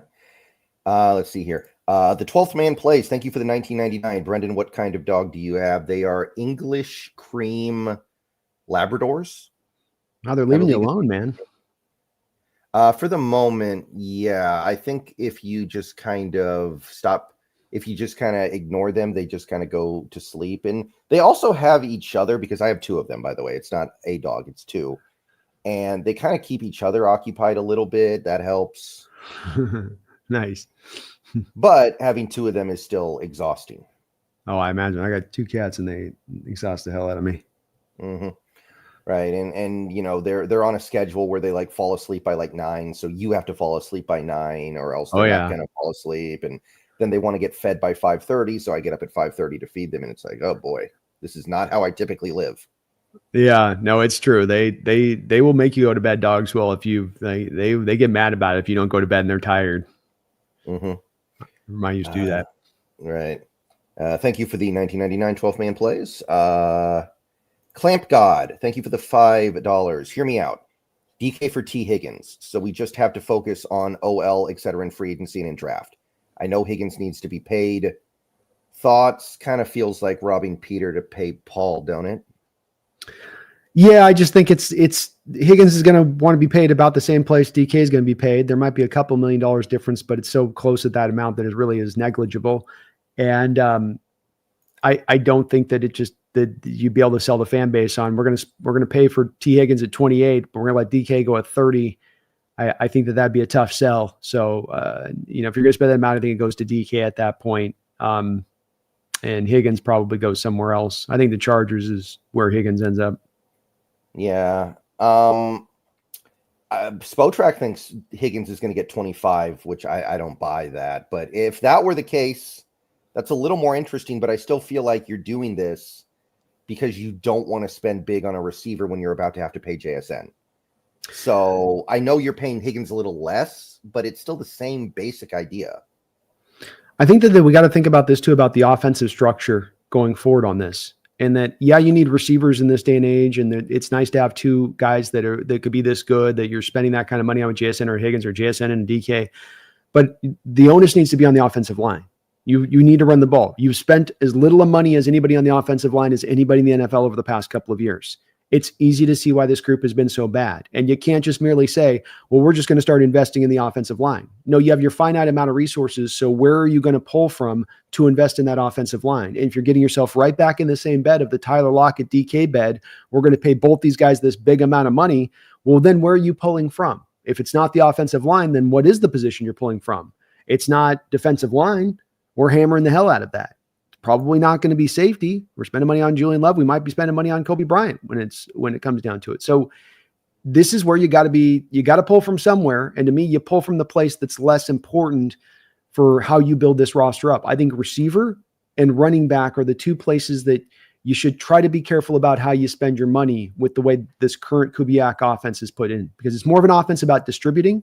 You know, back in the day, you know, one thing that stands out about a West Coast offense, Brendon, is it's not about what we've dealt with even last year with the Grub, where it could be JSN, DK, JSN, DK, Fant, JSN, DK, JSN, DK. It's more about you get a guy like Hasselbeck back in the day that would have 22 completions or, 22 completions in a game to probably like 13 different receivers, you know, 3 of them running backs, couple of tight ends. Like you're distributing the ball, because what you're doing is everything looks the same prior to the snap.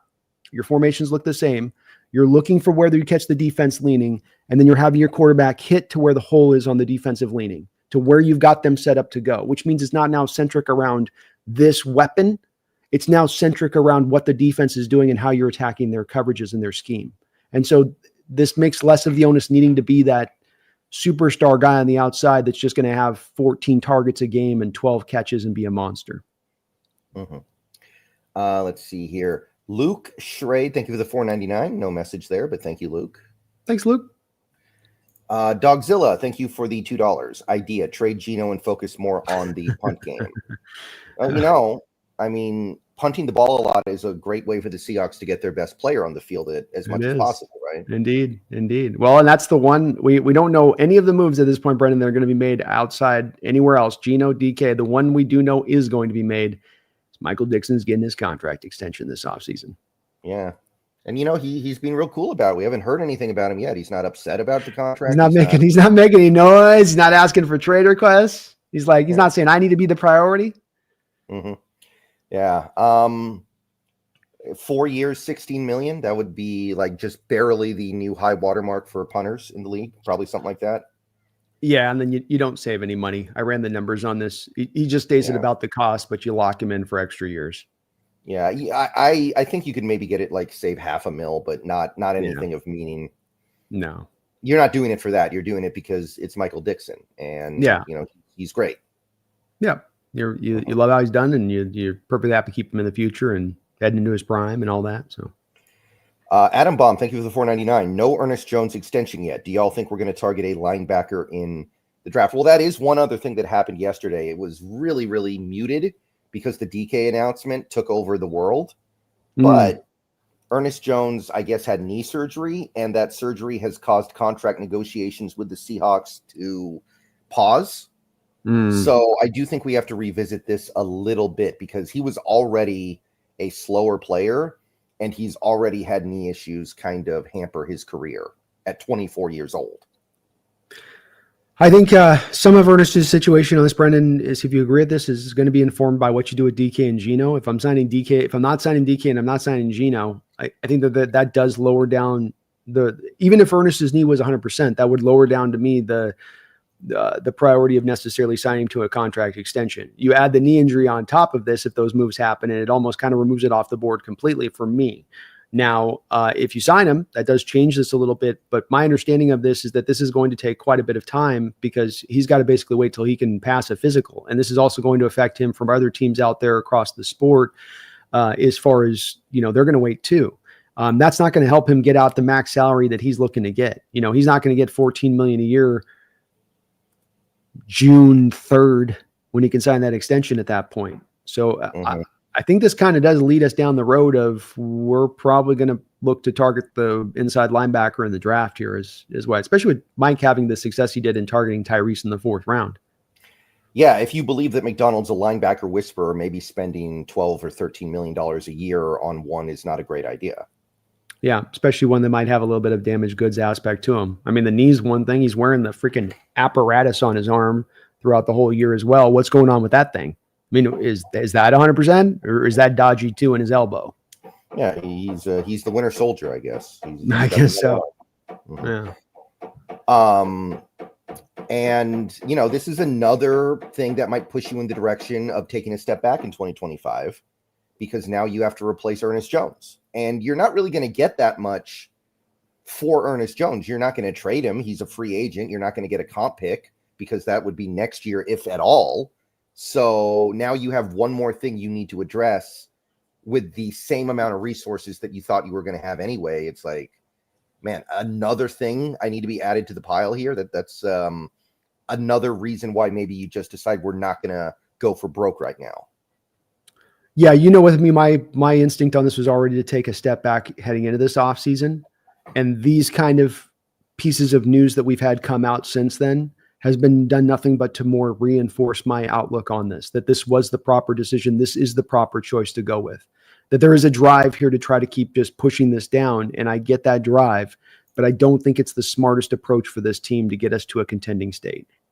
Yeah, and I want to say one thing real quick, because I talked about this possibility, the thing that you're talking about in a video a couple days ago, and I had somebody get upset at me because I was talking about tanking. It's not tanking, really, that we're talking about. No. It's not chasing something that you're not going to catch, right? If you decide we're not going to catch this, then don't chase it. Then don't waste your time. It's not about tanking. Tanking's for losers. I don't do the tanking thing. What we're talking about is just deciding this is not the time to go all in. We have 8-4 offsuit. This is not the time to go all in. I've told you before, I find myself believing the teams find themselves in 4 different states: rebuilding, ascending, purgatory, in between, and elite. And it's very important for every team, every offseason, to appropriately gauge where they're at on that pecking order. And that when you look at teams that go wrong, Brendon, it tends to be a team that looks at itself on that pecking order and misidentifies where it's at on that pecking order. We think we're contenders, but we're actually in purgatory. We think we're about ready to rebuild, but we're actually ascending, or we're ascending and we should be rebuilding. There's a lot of places where you can find teams just misunderstanding where they're at. And I think that's been a big part of us, Brendon. That's why I've hammered saying this has been a problem for 10 years. For 10 years, every offseason you come into it and you tell your fans from a general manager standpoint, from a head coach standpoint, we're contending this year. They didn't say, Brendon, over the last 10 years, every year, we're going to just try to get in the playoffs. We just need to get in the playoff mix. The Raiders next year tell you it's about getting the playoffs. The Cardinals organization right now, they're telling you next year it's all about getting into the playoffs. That's the terminology and the exact wording they're using. Our front office, our coaching for a 10-year span, every single year, use the wording contending. We're contending this year. We are contenders this year. That's what they told you. Now, they could have been lying. It could have been a political BS speech, but that is what they said. Every year. It wasn't getting into the playoffs. The expectation, they said, is we want to set your guys' expectation this year. And that expectation is that we are a contender. And then you didn't even get into the playoffs, or you barely got in the playoffs, or you barely just got a one playoff win against a lesser team in that one playoff when you got that one particular year. That's been the way you've rolled for 10 years. You've not been a contender. So the misidentification has been the big problem of this organization for a 10-year period. And that's why, as much as anything, I want to take this step back, is because you've had that problem of misidentifying yourself and where you properly are situated versus the rest of the competition in the NFL. Mm-hmm. Yeah, and believe me, even taking a step back, I'm not happy about it. I'm not looking forward to a year of just going through the motions. I'm not looking forward to a year of talking about this dead behind the eyes team, but I don't think that talking about a team that's stuck in the middle is going to be much better. Right. That's the point. It's being in the middle is no, that's not any fun either. So it's not about choosing, well, we could have fun or not have fun. No, neither of these options are going to be fun, but one option can lead you to actually getting yourself into a much healthier state to get yourself to a contending state. And the other one, you remain in that purgatory. You're in that river, you're spinning in that whirlpool, and you're not getting down the river. You're not progressing down the river. You're just spinning in the whirlpool over and over. Mm-hmm. All right. So as for linebacker in the draft, I think there's a decent chance of that. I'll tell you this: everybody in my Discord server loves Jihad Campbell and would love to get him. He's great. And if things break that way, then I will not be too sad about losing Ernest Jones. Find myself very, very close to putting one of my rare blue chip grades on Jihad. I didn't have many blue chip grades in this draft. I just finally decided I'm going to give Michael Williams my blue chip addition. And I'm very driven right now to do the same with Jihad Campbell and watching his tape. I was watching again last night. I was watching actually Malachi Moore, the safety, and Jihad just keeps flashing all over the tape. Right. Let's see here. Jeffrey Thistle, thank you for the $10. My biggest concern with trading DK has nothing to do with his production with us. It's the high probability the team he goes to turns him into a Hall of Fame player and we look like damn fools. I mean, if he goes to the Chiefs, I would expect him to put up some pretty monster numbers with Mahomes, admittedly. Same with maybe a team like the Bills. But at a certain point, I think you have to ask, well, are you just doing it? Are you just keeping him out of spite then? Because you know he'll be better somewhere else? Like, I don't think that's a very good reason to keep him at a certain point, especially with everything else going on so far this offseason. Yeah, I think, Jeffrey, your concern is a valid one, and one that I think is a bit at the heart of this very complicated story of DK Metcalf, and complicated in what the right outcome is and the right approach to it is.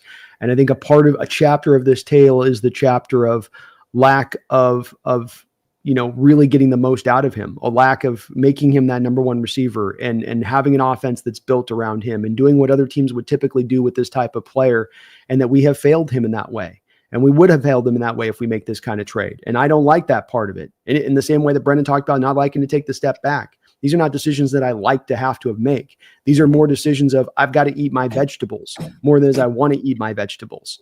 And it very well could be the case that it comes down to that we see DK go out there and elevate to that Hall of Fame status moving on, and that we find that we really did screw the pooch on getting the most out of him. And I think that that's the way this could be, but I don't know that that necessarily guarantees the fact that we're going to get the most out of him then moving into next year either. It is just sometimes a situation of you just couldn't quite make it work in a given place. A guy just needs a fresh start. You need a fresh pair of eyes with new players on this to kind of get it right. And it just kind of goes that way sometimes, I think. But it's very valid, Jeffrey, to believe that that could be the way that this does, play out. And, I'm sitting here thinking about the history of NFL trades, blockbuster trades, where there's a big time player that goes for a bunch of, prospects or picks or whatever.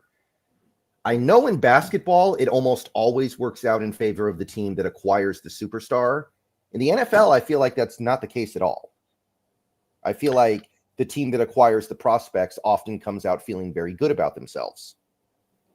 Yeah, I think that's pretty fair with it. I mean, the Chiefs moved Tyreek Hill, and that worked out best in their favor. The Vikings didn't seem to be impelled by Diggs moving on, and Diggs went on and had his best production out there with the Bills. He turned into a 1,500-yard receiver with the Buffalo Bills.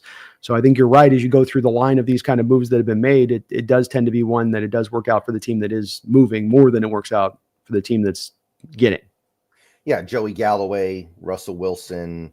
I'd say Jay Cutler. I don't know. I mean, the Bears made one good run, but other than that, I don't think they were thrilled with the way the Cutler era worked out. It wasn't a blockbuster at that point, but the McNabb trade turned into a complete joke. He was out of there after 10 games after they gave up a second-round pick for him in Washington. Deshaun Watson. Yeah, Deshaun Watson. That's the all-timer, right? That's an all-timer with that one. Yeah. Him and Herschel Walker. Yeah. Yeah, and I'd still put Russell Wilson up there, but I think that Watson trade has become so viscerally bad, it's elevated itself even above that. It has. That'll be the worst one all time. But top 5, Russ's trade will still be included in there, I believe, too. Yeah, until I don't know, maybe the Jets are going to trade a couple firsts for Kirk Cousins or something. I feel it. I feel it coming. Maybe so. Let's see here. Be calm, see clearly. Thank you for the $5. I love how fair you both are to players and don't factor in ignorant takes about their race or orientation. That's the problem with the Hurts takes. Yeah, there's probably a little bit of that going on.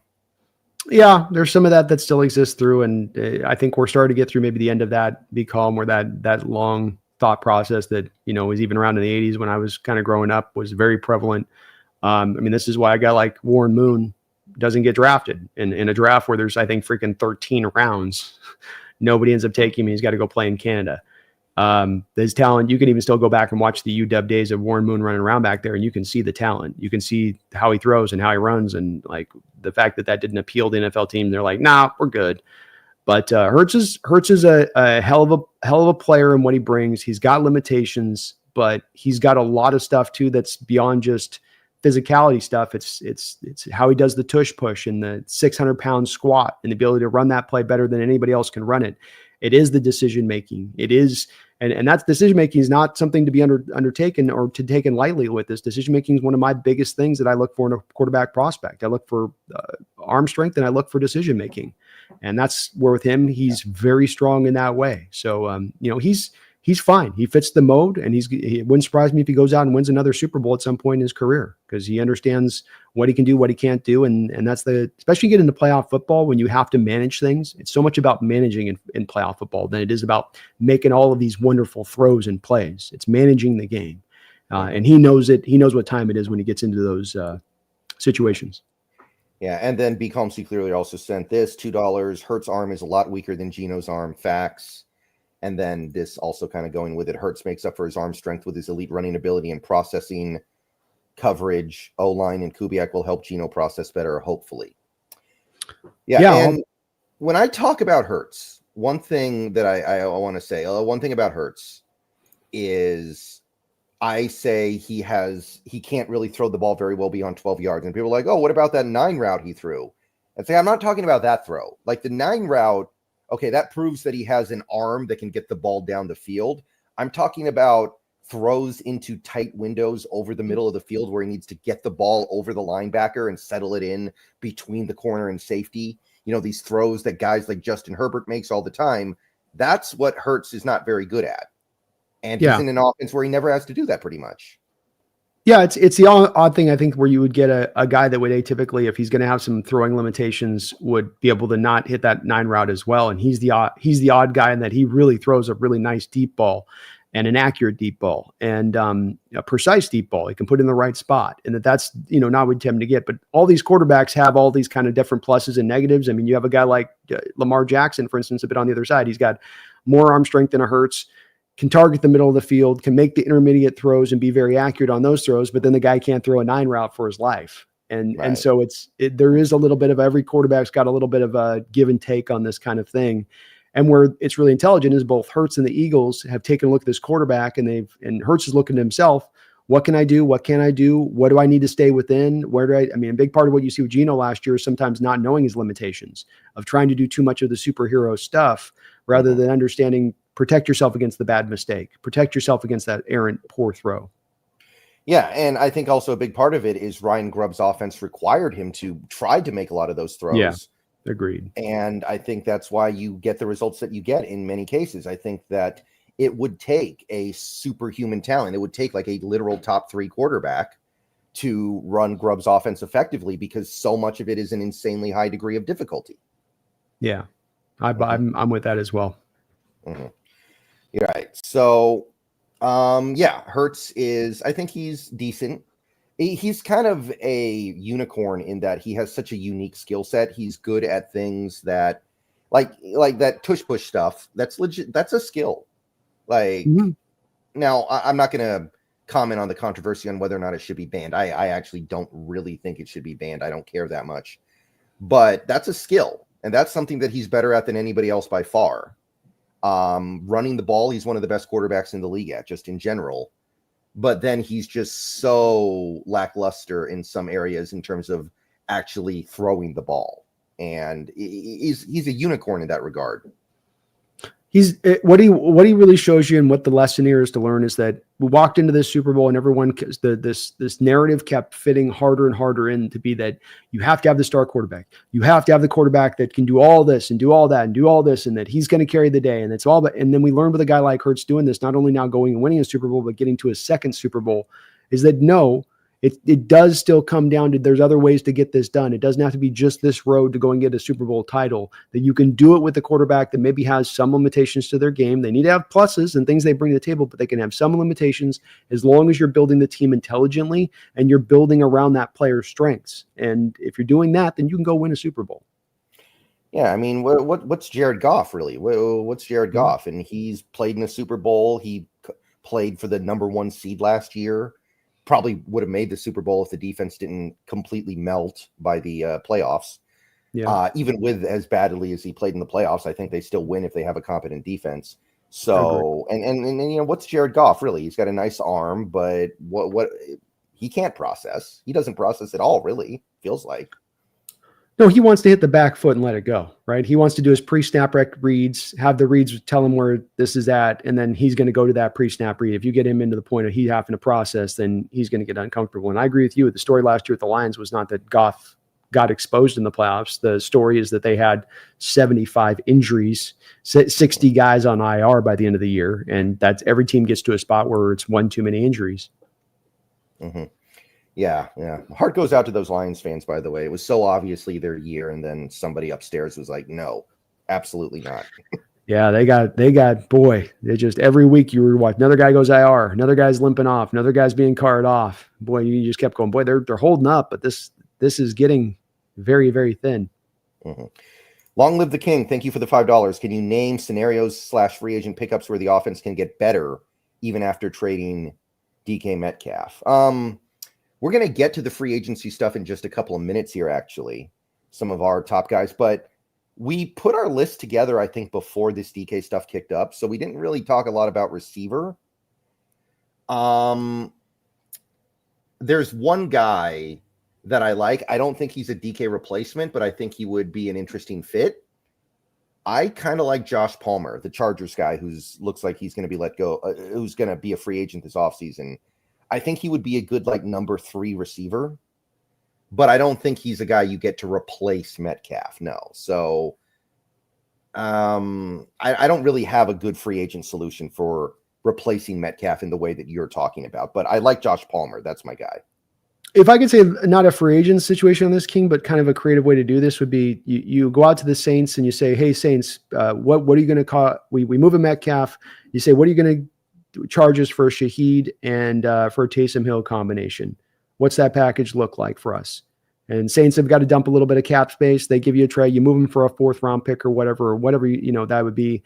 You get Shaheed in there as your number 1 guy. You go draft a guy like Jack Besh as your Z receiver. You have JSN still fitted in here at that point. You go out there and you sign Tevin Jenkins, and then you sign Drew Dahlman as your 2 offensive line centerpiece kind of pickups. Is that team better than a Metcalf without those 2 offensive linemen? And instead of those 2 linemen, you go with Aaron Banks and Dalton Risner. I think that you're better in probably the secondary scenario. I mean, there's probably still even a little bit more money to go out there and be active on the market to go play with at that point beyond just the Dahlman and the Tevin Jenkins signing. Because those guys on the first year of their cap hit's only going to be around 13 million, 14 million. So if DK's on a $30 million a year deal, you're talking about costing, you still got some more money to play with beyond that. Mm-hmm. So there are ways to do it. You talked about the idea of a quarterback being more of a point guard where he's just a distributor. And, you had that idea. Could you replace DK with 3 other players?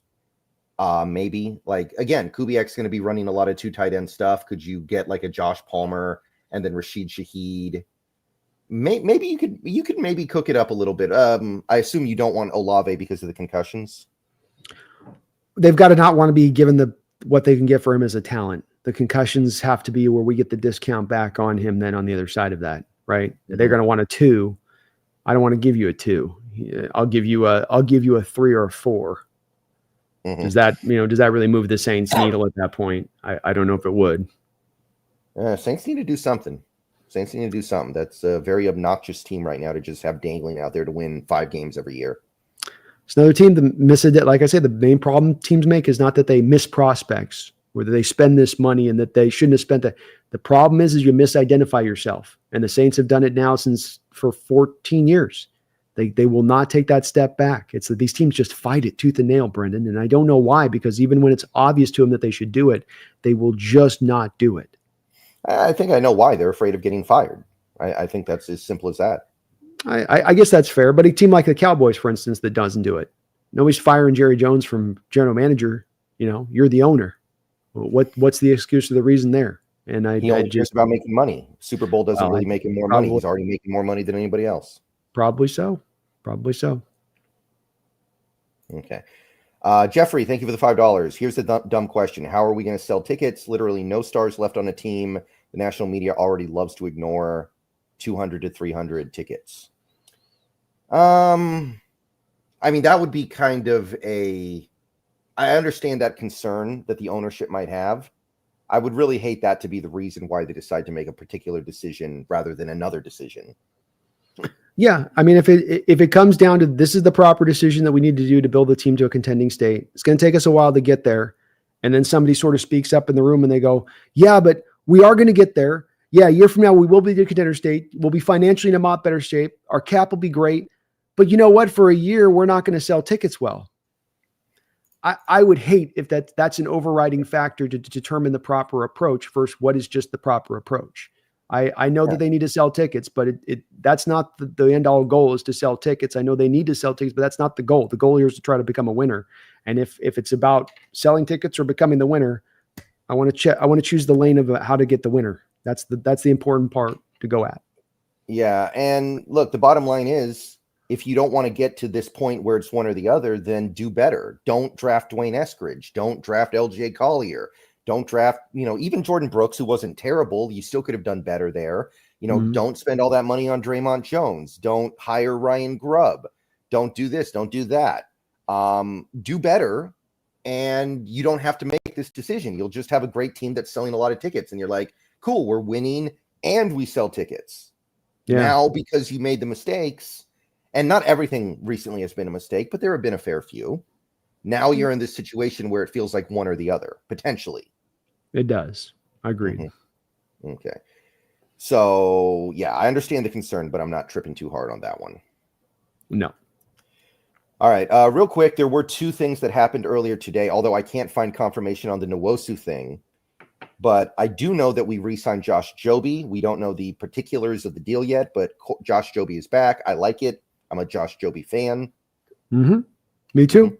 You're going to need some corners in here. So getting some depth in here is a good thing. And he played pretty well for us last year. Had some tough games, but had some good games too. Given the situations he was thrown into, I thought he did quite well. I was very happy with his work overall. And according to you, I can't find anything about this yet, but I guess we look at Corbin Smith. Corbin Smith's Twitter will have the update on it there. Okay. Let me check there. I didn't see it anywhere else. But apparently we restructured his deal and it created about 3.3 million in cap space, which is not a lot, but it could mean something. Yeah, it's a little, I mean, the thing with it was if you're going to move him, you save some money, but then you're going to probably want to go find a capable, at the very least, rotational edge rusher type, which was then probably going to end up costing, with the dead money you had on Uchenna and the new money you gave them, let's say it's a 1-year, $5 million deal, it ends up being equivalent to basically what you were paying Uchenna at that point anyway. So if you could just get him to just restructure to save the 3, you kind of go, well, look, we're getting a little savings and we're still keeping this. We're not pulling another hole open because we're going to have to address that at that point, especially having released Roy Robertson Harris, where you would have been down to basically 2 edges at that point. Right. Oh, BComC clearly, thank you for the $2. Feels like DK needs a brotherly hug. Oh yeah, man. Oh yeah. Yeah. I don't know. Hard for me to have too much sympathy in this situation. It's not like he's on his rookie deal and we're trying to make him play out the 4th year of it or anything like that. But yeah. No. But it's understand how he reacts this way. I mean, we don't know if DK would have done the request for the trade if they hadn't have had this trade stuff leak out last week. We don't know. And if I'm in DK's shoes, I probably would have done the same thing if I was hearing the team was dangling me out like that, especially if they lowballed me on the offer. Okay, so now we get to what was the original point of this show. I don't know how much time we're going to be able to spend on this stuff, although it is worth noting that with the updates of the last couple days, our plan for free agency might change significantly. I'm going to go ahead and just say this here. Free agency starts Monday, so we're a few days away. And if the plan is trade DK Metcalf, trade Geno Smith, trade maybe a guy like a Woolen, I guess you would throw him in there as well, then I'm not really looking to spend much of anything in free agency personally.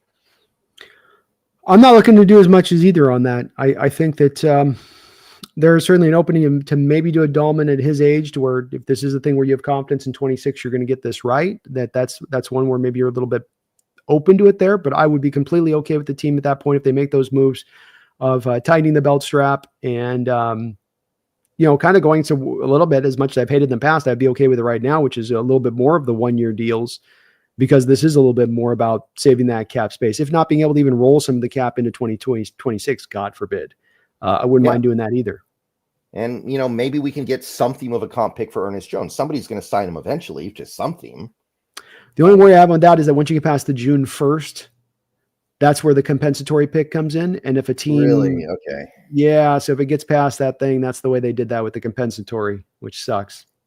All right. Now, none of this is to say that we know for a fact that we're taking a step back in 2025.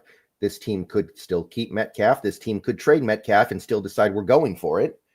So we should talk about our favorite free agent targets. You sent me a list of 15. Yep. I put together a list of 15 as well. So I say we count down from 15 on each of our lists, and we can briefly talk about each player. There is going to be overlap. So when there is, we don't need to relitigate it a second time, right? If we both like the player, then there's no need to talk about it again, right? Sure. Yep. All right. So let's go ahead and go through, just counting down from 15. Your 15 was Teair Tart, the nose tackle from the Chargers. Yeah, gives you the nose tackle you need. You're probably going to need 2 nose tackles this offseason with both the draft and probably finding free agency, because of the fact that you just don't know what you really have in Cameron Young at this point. And Teair Tart's a guy that not only gives you nose tackle ability, but also it gives you a guy that was kind of a pressure machine at times last year for Tennessee. So a rarity of being a guy that can give you some nose tackle snaps and be a run defender in there, but also be able to give you some ability as a pass rusher in addition to that. Was he a Titaner or a Charger last year? I thought he was a Charger. Yeah, it was Charger. That's right. I'm misspeaking. Well, that's the number 1 defense in the league last year that he was anchoring. That means something. It does indeed, especially a team that wasn't necessarily driven, kind of like Bosa was in and back in and out of the lineup, and they've got good players on that defense, but he was one of those guys that was a standout for sure.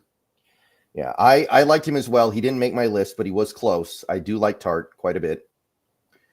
Be nice to be able to get the nose tackle handle before the draft, at least a little bit. I agree. My 15 is Coleman Shelton, a center from the Bears. I think this is like a reasonably priced option to upgrade at center. I think he's better than Oluwatimi. He was one of the few bright spots last year for that Bears offensive line. He was good for the Rams for several years before he went to the Bears. And I think the price on him would be somewhere around like maybe $5 or $6 million a year. And I think that he's a pretty decent fit as well in a outside zone scheme. So I like Coleman Shelton. Yeah, he's all right. He's a functionally good player. Probably, like you say, upgrade over what you have in Oluwatimi for sure. All right. Sorry, I'm waiting for my dog to finish looking at the street so I can let him back in, or her back in, excuse me. I don't know what she's doing. Okay. So your number 14 was actually, looks like another nose tackle here. DJ Jones, most recently of the Denver Broncos. Yeah, a little undersized guy. Guy that's given us some problems at times when we've played him. He once bent that small little center that we had, Hunt, in half in a game that we played him. But he's been a really good player for Denver since going over from the Niners. Been very consistent. A little bit of an older player. Probably have to spend a little bit of money to bring him in, but he has been so consistent, and a little bit like Tart, where he gives you good play on both sides, where so you get a good run defender, you get a good pass rusher, not uber dynamic in either area, but functional in both. Yeah, I think he's going to cost a little too much personally, because part of his value is that he's not just a nose tackle. He can also do 3-tech, and he wouldn't really get to do that here because of the log jam we have there as is. So, but I like him. He's definitely the best nose tackle available in free agency this year. Absolutely. This next guy for me, little bit of a homer pick, so you're going to have to indulge me for a second here. Levi Onwuzurike, former Washington Husky. Or you're husky honking it, huh? Okay. Yeah. Second round pick, really talented coming out of college, went to Detroit. Never really got on track there, but he started to flash some positive signs last year. Finally made it back from a major injury he had. You're going to get him cheap because he hasn't had that breakout year yet, but he's still very young. And I think that you need like a little bit extra on that defensive line right now behind even Big Cat and Murphy. So he would kind of become like your third, kind of sort of your third 3 tech, but I think he also offers a little bit more than that. So he would be like a good depth signing, I think, for the defensive line. Yeah, he's a guy that's fun. And with UW, they used him kind of weirdly when he was there, as far as almost making him more of a nose tackle than a 3 tech. And so there's been a bit of a transitional period too with him there as a 3 tech to Detroit. But I liked him coming out quite a bit. I'd certainly be interested in what he could offer, especially if you move on from kind of a Jaron Reed type, and looking at this kind of guy as a cheaper replacement, younger, cheaper replacement. Your number 13 was Brandon Scherf, right guard, most recently of the Jaguars, I think more famously of Washington. But Brandon Scherf, a little bit older at this point, but still out there starting. What do you think?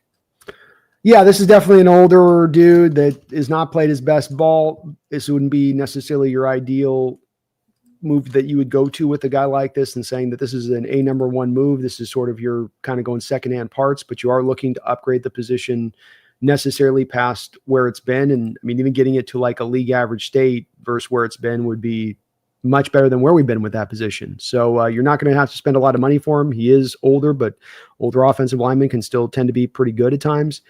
Maybe as a bounce back, getting out of that Jacksonville Jaguar program. I think you're getting him on a 1-year deal. It's pretty cheap at that point. Again, it's not going to be a significant upgrade or a long-term answer there, but it would be a short-term stopgap that would be better than what we probably have. Yeah, if you could really figure out like the other spots on the interior, then I think Scherf gets in there and his shortcomings can easily be disguised by some of these other players. Yeah. All right. My number 13, I struggled with a little bit, but he's the only he's the closest thing to a high-end tight end in this crop that I like. It's Tyler Conklin, tight end from the Jets. Put together a nice little career in New York, had a lot of production, and he's a decent workable blocker, which I'll tell you is in short supply right now. Almost every tight end I looked at in free agency this year was an atrocious blocker. Like the Saints guy, what's his name? Jawan Johnson? Yeah, Jawan Johnson. Yeah, he's a former wide receiver. He doesn't really block. That's not his game at all, from what I've seen. So Conklin's the closest thing I could find. So if you cut Fant and you want a veteran tight end to replace him, I think Conklin's really the only option. He's okay. Yeah, I'm hesitant on the tight ends just because it's such a good draft class where I feel like this is the class, this is the time not to necessarily pay on those guys, but wouldn't come in expensive because I don't think a lot of teams are going to offer a lot of money to a guy like Conklin because of that. So you get him probably pretty cheap at that point. Your number 12 is another right guard, another veteran, Will Hernandez, most recently of the Cardinals. I think he was a Giant before. Struggled to realize the talent that he had with the Giants where they made him a pretty relatively high pick, but then found his footing with the Cardinals. Injuries, a little bit of a concern with him on that, but really started to kind of stabilize and settle in there with them. And I liked what I've seen from him on the tape. The injuries are a little bit of a worry. You got to make sure he's clear on the medicals, but I think this guy, again, could be a definite upgrade over what we've got there currently at the position. Right. Again, it's another one of those things where it's fine if you really go all out to get a blue chip like center or left guard. But if you make Will Hernandez like your big get of the offseason, well, you're going to get what you pay for. Yeah, exactly. Yeah. My number 12 is also a right guard. It's a little more high profile. And I struggled a little with this one because he's coming off a pretty big injury. But Will Fries, the right guard from the Indianapolis Colts, he was playing some really good football last year, and then he got hurt. And I think maybe you could get him for a little bit of a discount because of that, but you're also playing with fire. But there is still tremendous upside here for this guy to be one of the better right guards in football. Yeah, you might be able to get it. I do think in looking at him that he'd only really had gotten into that year of playing well this year. If you looked at his, I think, previous years, he hadn't been a particularly good player. So maybe the light bulb was just turning on with him at that point. Another guy we got to be sure about the injury stuff and what is going to be the cost on it, but could be an interesting addition for sure. Okay, your number 11 was Brady Christensen, the center from Carolina. Remember scouting him in the draft a few years ago. Yeah, former tackle coming out of, I think, BYU, out of the draft, if I'm not mistaken, and a guy who can bounce between guard and center, can give you functional play in there. I think that he probably would be an upgrade over what you have in Oluwatimi in there. Another guy that wouldn't cost you a lot of money, I don't think, as far as what that would bring to get that upgrade there. So it wouldn't move the needle a lot on some of these moves in my back end of my list on this one, but they would be at least marginal improvements. Mm-hmm. Yeah. Do you think Christensen's noticeably better than Oluwatimi? He's marginally better than Oluwatimi, and he's not going to cost a significant amount of resources to bring him in.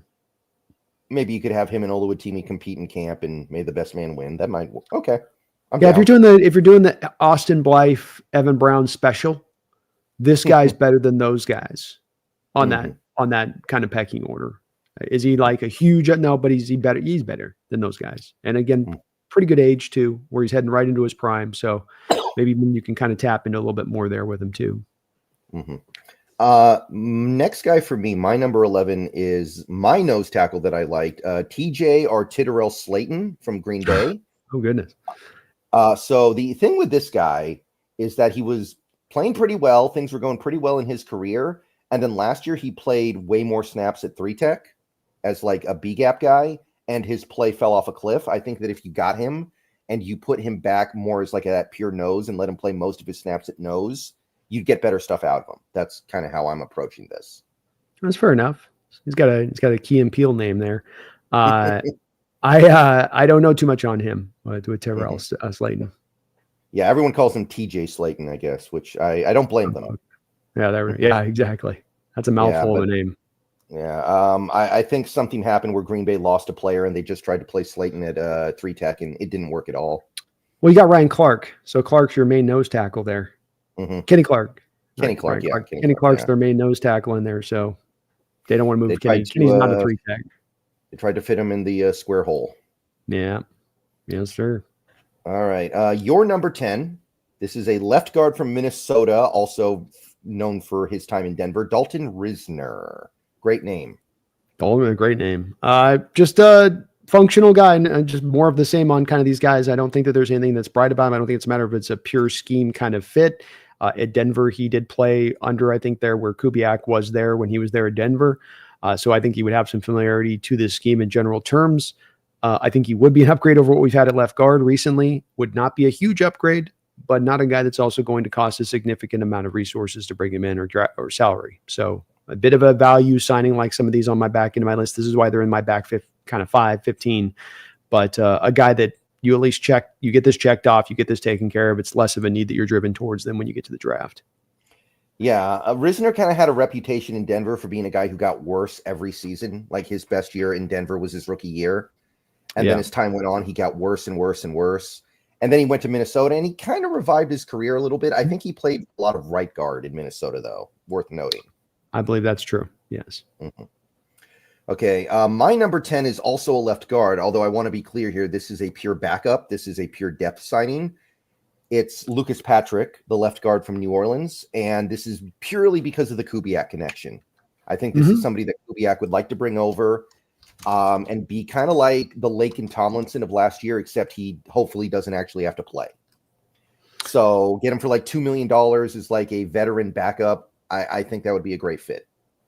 Yeah, I love him, man. I mean, he had his best year of his career under Kubiak last year. He's played for a long period of time, all the way back to 2017 in this league. And that's, Kubiak says, hey, I got him out of this year. I got league average play out of this guy last year. For like you say, if you get a league average play out of the offensive line at that price, that's a huge benefit to us because our baseline has been so below that as far as our performative level at the position recently. Yeah, and if, let's say, we draft a left guard prospect that isn't ready to play for week 1, then maybe Lucas Patrick is just the placeholder until that guy's ready. That's right. Amen. Amen on that. All right. Your number 9 was, this is BJ Hill of the Cincinnati Bengals. He used to be a New York Giant. BJ Hill. This would be kind of a 3-tech fill in slash a guy that can do some nose tackle stuff. You can move him a little bit between the two. He's kind of a bit of a tweener, but between both, it'd be a little bit of maybe a cheaper Jaron Reed replacement if Jaron's going to get a decent contract after his strong season. Just a guy that you're going to need to probably fill that hole a little bit somehow or another. He's not as much of the nose tackle, but I do like a little bit of what he brings all around play wise. And I know that I put a little bit of a log jam in front of Murphy, but I like Hill as a player. Yeah. The question is he going to be able to do enough nose tackle stuff to justify what I think will be a non-trivial contract? I think he will get some decent money. So can he play enough nose tackle? That would be the key of it. Yeah, absolutely. I have confidence. I think he could, but it is a question. My number 9 is a little bit, it's another depth signing. It's something you do only if you let go of Noah Fant. It's Mo Alley-Cox from Indianapolis. The thing I like about Mo Alley-Cox is how big he is. He's like 270. So he can kind of operate as like that sixth offensive lineman. He's not a stellar blocker, but I think he's a good blocker, which is more than I can say for most of these bums. So I think if you want that really good blocking veteran tight end who is much bigger than the average tight end, Mo Alley-Cox is your guy. I like he's functional, not going to cost a lot. So it's as long as you can get him in at the cheap rate on those kind with that's got to be the key on those kind of deals with tight ends. But that could be he could be workable, and he's big. That's for sure. He's got big long arms too, and big catch radius. Give me just a quick second here. I get a little copy. We're back. Not a problem.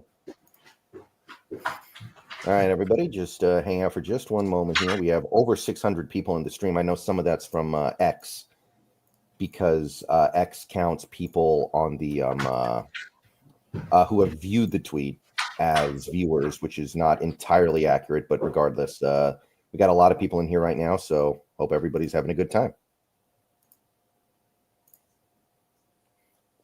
Excuse me.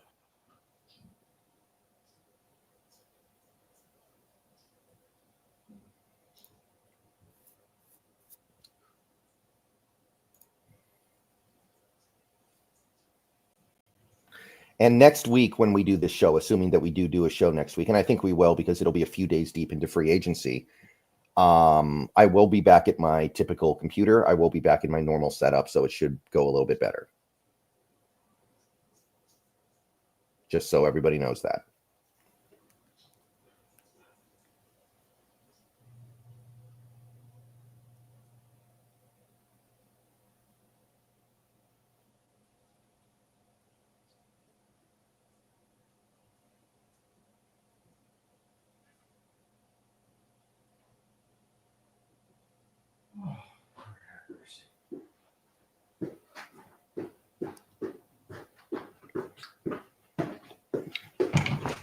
All right, thank you, bro. Not a problem. Okay, so next up, we're going to move to your number 8 guy here. And I'll tell you this guy's on my list too. We'll get to him on my list as well. But Calais Campbell, the 39-year-old ageless wonder defensive tackle, most recently with the Miami Dolphins, but he's played on every team. Let's be real here. Yeah, I don't know how feasible it'll be for a couple of reasons. I've wondered if he's a guy that does want to play more East Coast as he's aged. This is a guy that John Schneider, though, that we know has had a long affinity for, that he has drafted many a player, I think, over looking to kind of capture that Calais Campbell model of player and find that guy, not been able to do it. And Calais Campbell has, meanwhile, even though he is very old, has continued to play at a really high level. Now, is his snap count going to have to be reduced down much more than ever before? Sure. But is he still a guy that can move all over that defensive line and can play at all of those different positions and is still very effective on the field when you put him out there? I think he was still one of the better run defending defensive tackles in the sport last year. Oh, yeah. I don't think he's going to cost a lot. I think you're only going to be able to make this move if you do sort of retain a DK and a Geno, and you're making go for it kind of moves to indicate to Calais that he can come play for a contender. I don't think he's going to want to come play for a rebuild kind of team. But if you are trying to push in that way, this is a signing that would make a lot of sense to me as far as you can work him in there and he's going to be a benefit to this team. Yeah. So Spotrac has Calais Campbell as a market value page, and they say 1 year, $7 million, but we all know he's not going to get that. But what they're saying is that's what he's worth based on his ability. You know, it's going to be 1 year, $3 million at most because he's so old. So you're getting a player who is worth way more than what you're going to actually have to give him, which is obviously great. I think I could see him make either probably into even a $5 million territory off the year He he got had two last last year, and he had a year. great Did year he? the previous year. Jeez. Yeah, he got 1 year, $2 million from Miami. Okay. I didn't realize he was only got paid that low on it. So, okay. Yeah, you might be right then. Yeah. Did your cat just give you that cup of coffee? That's what it looked like on the webcam. I had somebody hand it to me here. Okay. It looked like the cat, which would be really cool. My dog. What do you call it? Little comes in. Yeah. Here you go. Yeah. All right. My number 8 is kind of a curveball. It's a little bit out there, I will grant you, but bear with me here. Khalil Mack. Dude had an awesome year last year. One of the best all-around edge players in the league. 2 years ago, he almost won Defensive Player of the Year. He had like 17 sacks. He's probably at the age now where he needs to reduce his snap count a little bit. What I'm saying is if he's at the point now where you could get him at a little bit of a reduced rate because of his age and because of what he needs to be successful now, and he's also somebody who's willing to maybe play like 30, 35 snaps a game at most, you would get such good stuff out of him. I think he really would make this defense a lot better. It's a little crazy, but I really like Khalil Mack. Are you still making that signing if you're with the restructure of Uchenna? Well, let me think here because it's Nwosu, Mafe, Hall. Admittedly, the Nwosu restructure does change things a little bit, but you still need that fourth edge. And yeah, you could say maybe the fourth edge can be kind of a throwaway player, but maybe who's going to be your right? power edge then? Who's going to be your power edge? Yeah, that you don't really have one in that case, right? You just have to tell McDonald we'll get one later. We can't do it right now. That's my thing. I see the thinking behind Khalil Mack if you had released Uchenna, but I also think that this is that thing where this is why the restructure of Uchenna comes in, because you eat the dead money of Uchenna, then you have to give Khalil Mack more money, then you end up spending more money on that edge than you were going to spend by just keeping Uchenna on the original contract. And then with Khalil, like you say, you're getting a guy that you're going to have to play on more of a reduced snap count and a guy that's not the power edge, long, big, heavy that we know Mike McDonald's looking for on that side. Yeah. That would be in just my defense, I put together this list before the restructure. Yeah. And I think there was a lot of reason to believe in anticipation that Uchenna was not going to restructure and that there was more likely that they were just going to do the pure release. Mm-hmm. Okay. Your number 7 was, this one would create a lot of confusion, which might be half the fun. Byron Murphy, the other Byron Murphy, the cornerback most recently with the Vikings, had a real nice year in 2024.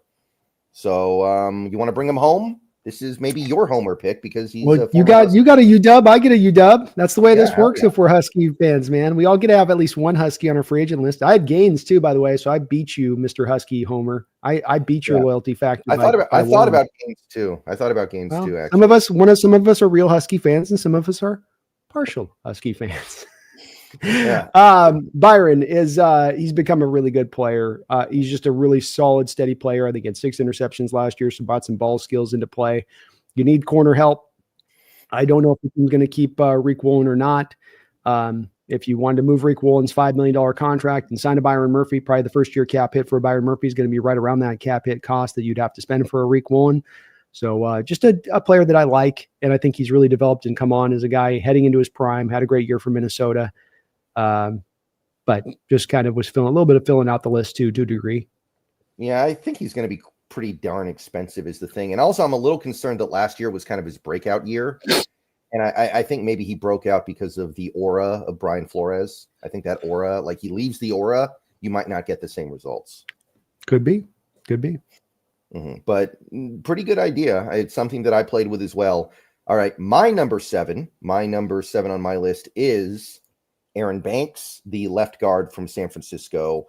Little bit wary of the Shanahan offensive linemen. Little bit wary of these guys that are playing right next to Trent Williams, who might be the best left tackle of his generation. But I think there's enough here to like. I think there's enough to get into to where you say, I'll throw caution to the wind a little bit here because I think he's good. I don't think he's going to cost a ton of money, although they're saying he might. And he's young. He's played a lot of football over the last few years. I think you can make it work. I think he's a 3-year, $24 million player, so I don't think he'll get a little bit of money, but I don't think he's had enough of a performance as a baseline to get a lot of money. He knows the scheme. he comes in and he's going to understand what he needs to do instantaneously in this zone system. He's a fit that way. He's not a block sustainer. He's a guy that's going to get the block initially on and give you that initial moment of sealing up the block. And especially if you have those explosive fast backs that don't need a block sustained for a long period of time to get through the hole, it can work really well. Not as much as going to be as good as a pass protector, but a guy that's functional. It's not going to be super expensive, an upgrade over what you've currently had there recently in recent memory, and younger than what you've had there in recent memory. So he's on my list too. I think it's 6. Yeah, he's right. I like the next guy literally on your list. So I could see them looking at this as a possible signing where you're getting an upgrade. You're spending some money, but you're not going over the top like you would have to with some of the bigger free agent offensive linemen in this class. Yeah. I think Spotrek had 3 for $29, which I could see offensive linemen always get more than we expect, I think, because they're so valuable. And I would be fine with that. Like, I'm not going to pinch pennies when I'm trying to fix this thing that I've been trying to fix for a while. Agreed. All right. So that was your number 6. So now we go to my number 6. Azeez Ojulari, edge rusher from the Giants. Never really broke out in New York, couldn't really quite stay on the field reliably. This is like a reclamation project for McDonald. And again, this probably made more sense before we restructured Nwosu, but whatever. I like Ojulari, a lot of talent, just hasn't been able to stay healthy lately. And I think McDonald would have fun trying to get him back to where we thought he was going to be coming out, because that rookie year was probably his best year so far. So just like a reclamation project, wouldn't cost a ton, and he would round out the edge room. You wouldn't ask a ton of him in his first year anyway. No, he was a real fun player coming out. Injuries have just been the big problem. They've been a major problem for him, where it's just he's dealing with something constantly, it seems like, as far as injury goes. He just can't get out on the football field, but wouldn't cost you a lot because of that. Mm-hmm. Okay, your number 5. Number 5 on your list is Tevin Jenkins, left guard from the Chicago Bears. Tevin Jenkins. A little bit of injury risk with this guy. Tackle convert to guards from college with Oklahoma State. So he has the athleticism and movement ability you want from the inside there at this position. He's big. He's a finisher. He's mean. It's really just the injury side of it. And he's going to cost a bit of money, but it's not going to be, I think, anywhere near the same stratosphere as what you'll get with the Trey Smith or Drew Dahlman. So I just think this guy would be as good a left guard than we have seen if you signed him than we've had since maybe going back to Steve Hutchinson. Yeah, I think so. I mean, I know the injuries are a little bit of a concern, but he's played really well when he's been on the field.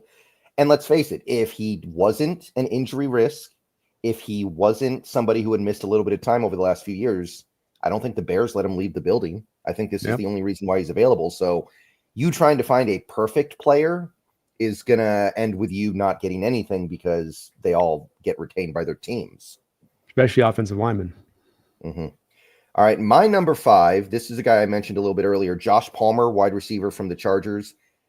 This would have worked a little bit better if we kept Metcalf, which we still could, I guess. So the idea is he's kind of your number 3 receiver now. You have DK, you have JSN. He's the guy who doesn't play a ton, but he offers a good amount of stuff. I liked him in college. I've liked him so far with the Chargers.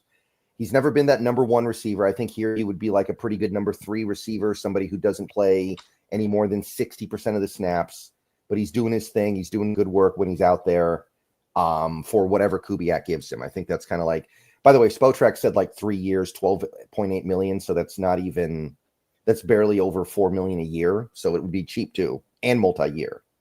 Mm-hmm.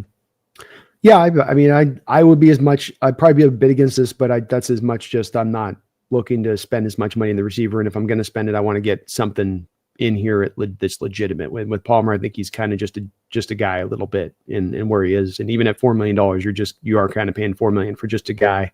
I think I can find a Josh Palmer in this draft in the 4th round with that skill set and get away with it a lot cheaper. Yeah. I mean, that first year cap hit would be a lot less than 4 million for whatever that's worth. So yeah, that's kind of how I'm thinking about it as well. I just look at it like the receiver and the running back position right now are ones where, like I say, we should target those positions to be ones where if we can find a way to put less money into those positions, we should do so. Not that we don't put any money into it, but that we should be kind of careful in how we do it and what resources we put into that. And because it's just not as driven offensively in the needs of this team. You need receivers, but you just don't want to be overthrowing too much. And let's keep in mind, signing Josh, if you sign DK, you've still got the dead money that you're sitting on then from the from the Tyler Lockett move. You have a first round contract with JSN on the books. In addition to this, that you're spending pretty good money on that with him there. So it's not like this thing has been a cheap positional group just with Tyler retiring, if you do still keep DK Metcalf in the fold on it. Right. All right. Your number 4, and this is a guy that I thought about as well. Mekhi Becton, right guard of the Eagles, Super Bowl champion Mekhi Becton. Colossal bust in New York, went to the Eagles, changed positions, and found new life. Yep. Tackle convert to guard like Tevin Jenkins. These are what you're looking for in this system to get the mobile guys that can hit those reach blocks, that can move laterally post snap and do so comfortably. I think that what he did last year was legitimate. I think that he's a big man that would work really well inside, move people off the ball, help your running game out substantially inside in there. I think that they're probably going to end up retaining him. It seems like the Eagles are going to, they value linemen. They don't let offensive linemen go. I don't think they're going to let him walk necessarily, but they haven't gotten a deal done yet with him. And so until they do, he's on my list. Yeah, I do wonder if they feel like he's looks much better than he is because he gets to play next to Lane Johnson and Cam Jurgens and Jordan Maitai. I do wonder if maybe they view him as like the expendable part, and it wouldn't shock me if that's the case.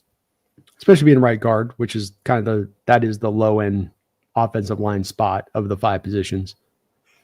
Yeah, I could see him coming to Seattle and then not looking nearly as good as he did in Philly because we don't have future Hall of Fame guys put around him. So I'm a little bit concerned about that one, but I get the appeal totally. Yeah, it's a possibility. Mm-hmm. All right. My number 4 is also an offensive lineman. It's Ryan Kelly from the Colts. I'm a little bit wary about the age, a little bit wary about the fact that it'd probably be a short-term deal with more money up front. But at a certain point, I think you just need to make this position better. And Ryan Kelly would make the position a lot better. I think he's still a really good player. I know he's missed a little bit of time lately, but he's had a great career. And he would offer legitimacy to this offensive line that we haven't had in a while. Indeed. My guy was number 3 on my list, and a guy that you're right about the age. You're a little bit concerned there, but that 32 is not ancient for centers. You still feel like you get 2 to 3 years of good play out of him, and this would be a monstrous upgrade over what you've had at the center position going back to Max Unger.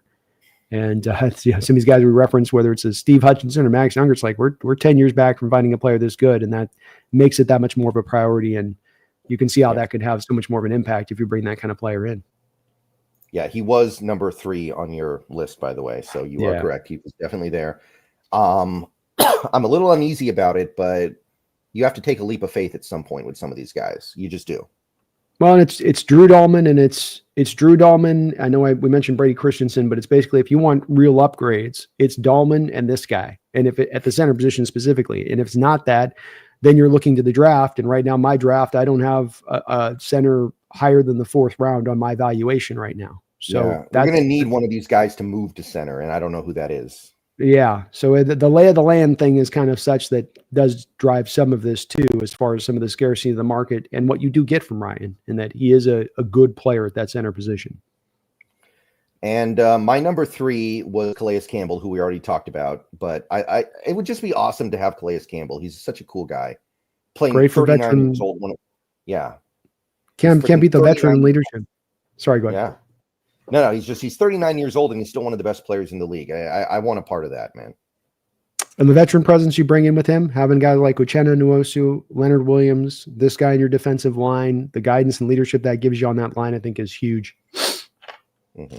All right. We both have the same number 2 guy. It's Drew Dahlman. You had him at number 2. I had him at number 2. So we're in alignment here. I didn't put him at number 1, but I think he's pretty clearly like the perfect guy to target. Like there's really nothing anybody could criticize on him in terms of a Seahawks target. Yeah, he becomes basically my number 1 guy now that my number 1 guy has been taken off the board a little bit. I think most people are very aware of Drew Dahlman at this point. It's going to cost $20 million a year probably to sign him, but I don't care. That's especially if we are going for it. If we're not going for it, maybe it's a little bit different here, but if you are going for it, especially, this should be a center point signing to begin your off season, to start to not have to set the stage where everything's going to be the hard work needing to get done by the time you get to the draft, that you get some of the work done ahead of the draft, and not with also ran players or veterans on their last leg, Brendon, but actually true value. Yeah. Spotrac said 8 million a year, so keep John Schneider off Spotrac for a while, because if he sees that, he's gonna get conceptions in his head. No, Spotrac's completely off on this one. He's going to I make know. it's Creed Humphrey's contract's the baseline, and he's making more than Creed on it, and especially the cap increases. So especially with the teams that'll be out there bidding for his services. Yeah. I'm inclined to agree. I don't know if it gets up that high because he doesn't have the rep of Creed. Like Creed was playing in Super Bowls constantly to start his career. There is a level of credibility you gain from that as a player that isn't entirely fair. So I do wonder if that perception will end up matching up with that. But in terms of his ability, I kind of agree. He should be up there. He's really good. I don't think he's had any significant injuries yet in his career. He's young. Mm-hmm. He could get better next year, by the way, easily. Yeah, well, he's been an offense that hasn't exactly always had things good to go with since he's been there. Like as far as the quarterback or the coaching. So yeah, there's room to where he goes to a better environment, a better team, and that you even get a better player. All right. Your number one was Trey Smith, which has now been tagged. I don't think that. I guess we can't completely take him off the board. You could trade for him and then sign him, but it's a lot less fun. I think the Thuney thing shows you that what the intention here from the Chiefs' standpoint is to sign Trey Smith to an extension and then deal with left tackle, left guard. That seems to be their approach here. And it's not just franchising him to move him, but to franchise him to sign him. Yeah, and Kingsley's going to be either the tackle or guard, so then they just have to worry about the other one. It makes sense. It works. Who's their Jawan Taylor's still their right tackle, right? Yep. Mm-hmm. Right. So pretty much taken away. And I guess that's okay. I'm not enamored with the idea of throwing more than 20 million at a right guard in general. But man, he was just perfect. He played every game. He was well graded every year. His numbers were great every year. He was just the perfect. He was as good as you can get for that position at this point. Indeed, he was. It would be a home run signing if you could find a way to make it work. So sucks that he's off the board, but he's a legit player. And my number one was Tevin Jenkins, who we already talked about, so I don't need to go too much into that. I like me some Tevin, man. Be great to come out of this free agent period. If you get Dahlman and Tevin Jenkins, that'd be, again, especially if you're really in contend, that'd be the dream. Okay, so that is all of our free agency stuff. Those are the guys we're really gearing up for right now. Again, we need to pick a path here. If we decide to go the other way, the way that you're talking about, which is, taking it easy in 2025, I don't have any real specific names. Just, take it easy, give out small deals, give out short-term deals, and just you're basically just trying to field a capable team and not worrying so much about pushing the edge, right? 100%. It's just then about kind of just you get it into next year a little bit. And if you can roll money over even, I think is an ideal situation because you really set the stage in doing that to be able to build up in a big way and hit at the right time. So I would take that approach if they're going to peel. It's kind of one to the other. You go from DK, then Geno should go too. And if those go, then probably more just to take a patient kind of year in the way that you're at it. And don't know what they're doing quite yet, Brendon. We just do not know which way they're exactly going to go from the route standpoint of it. We'll know within the week.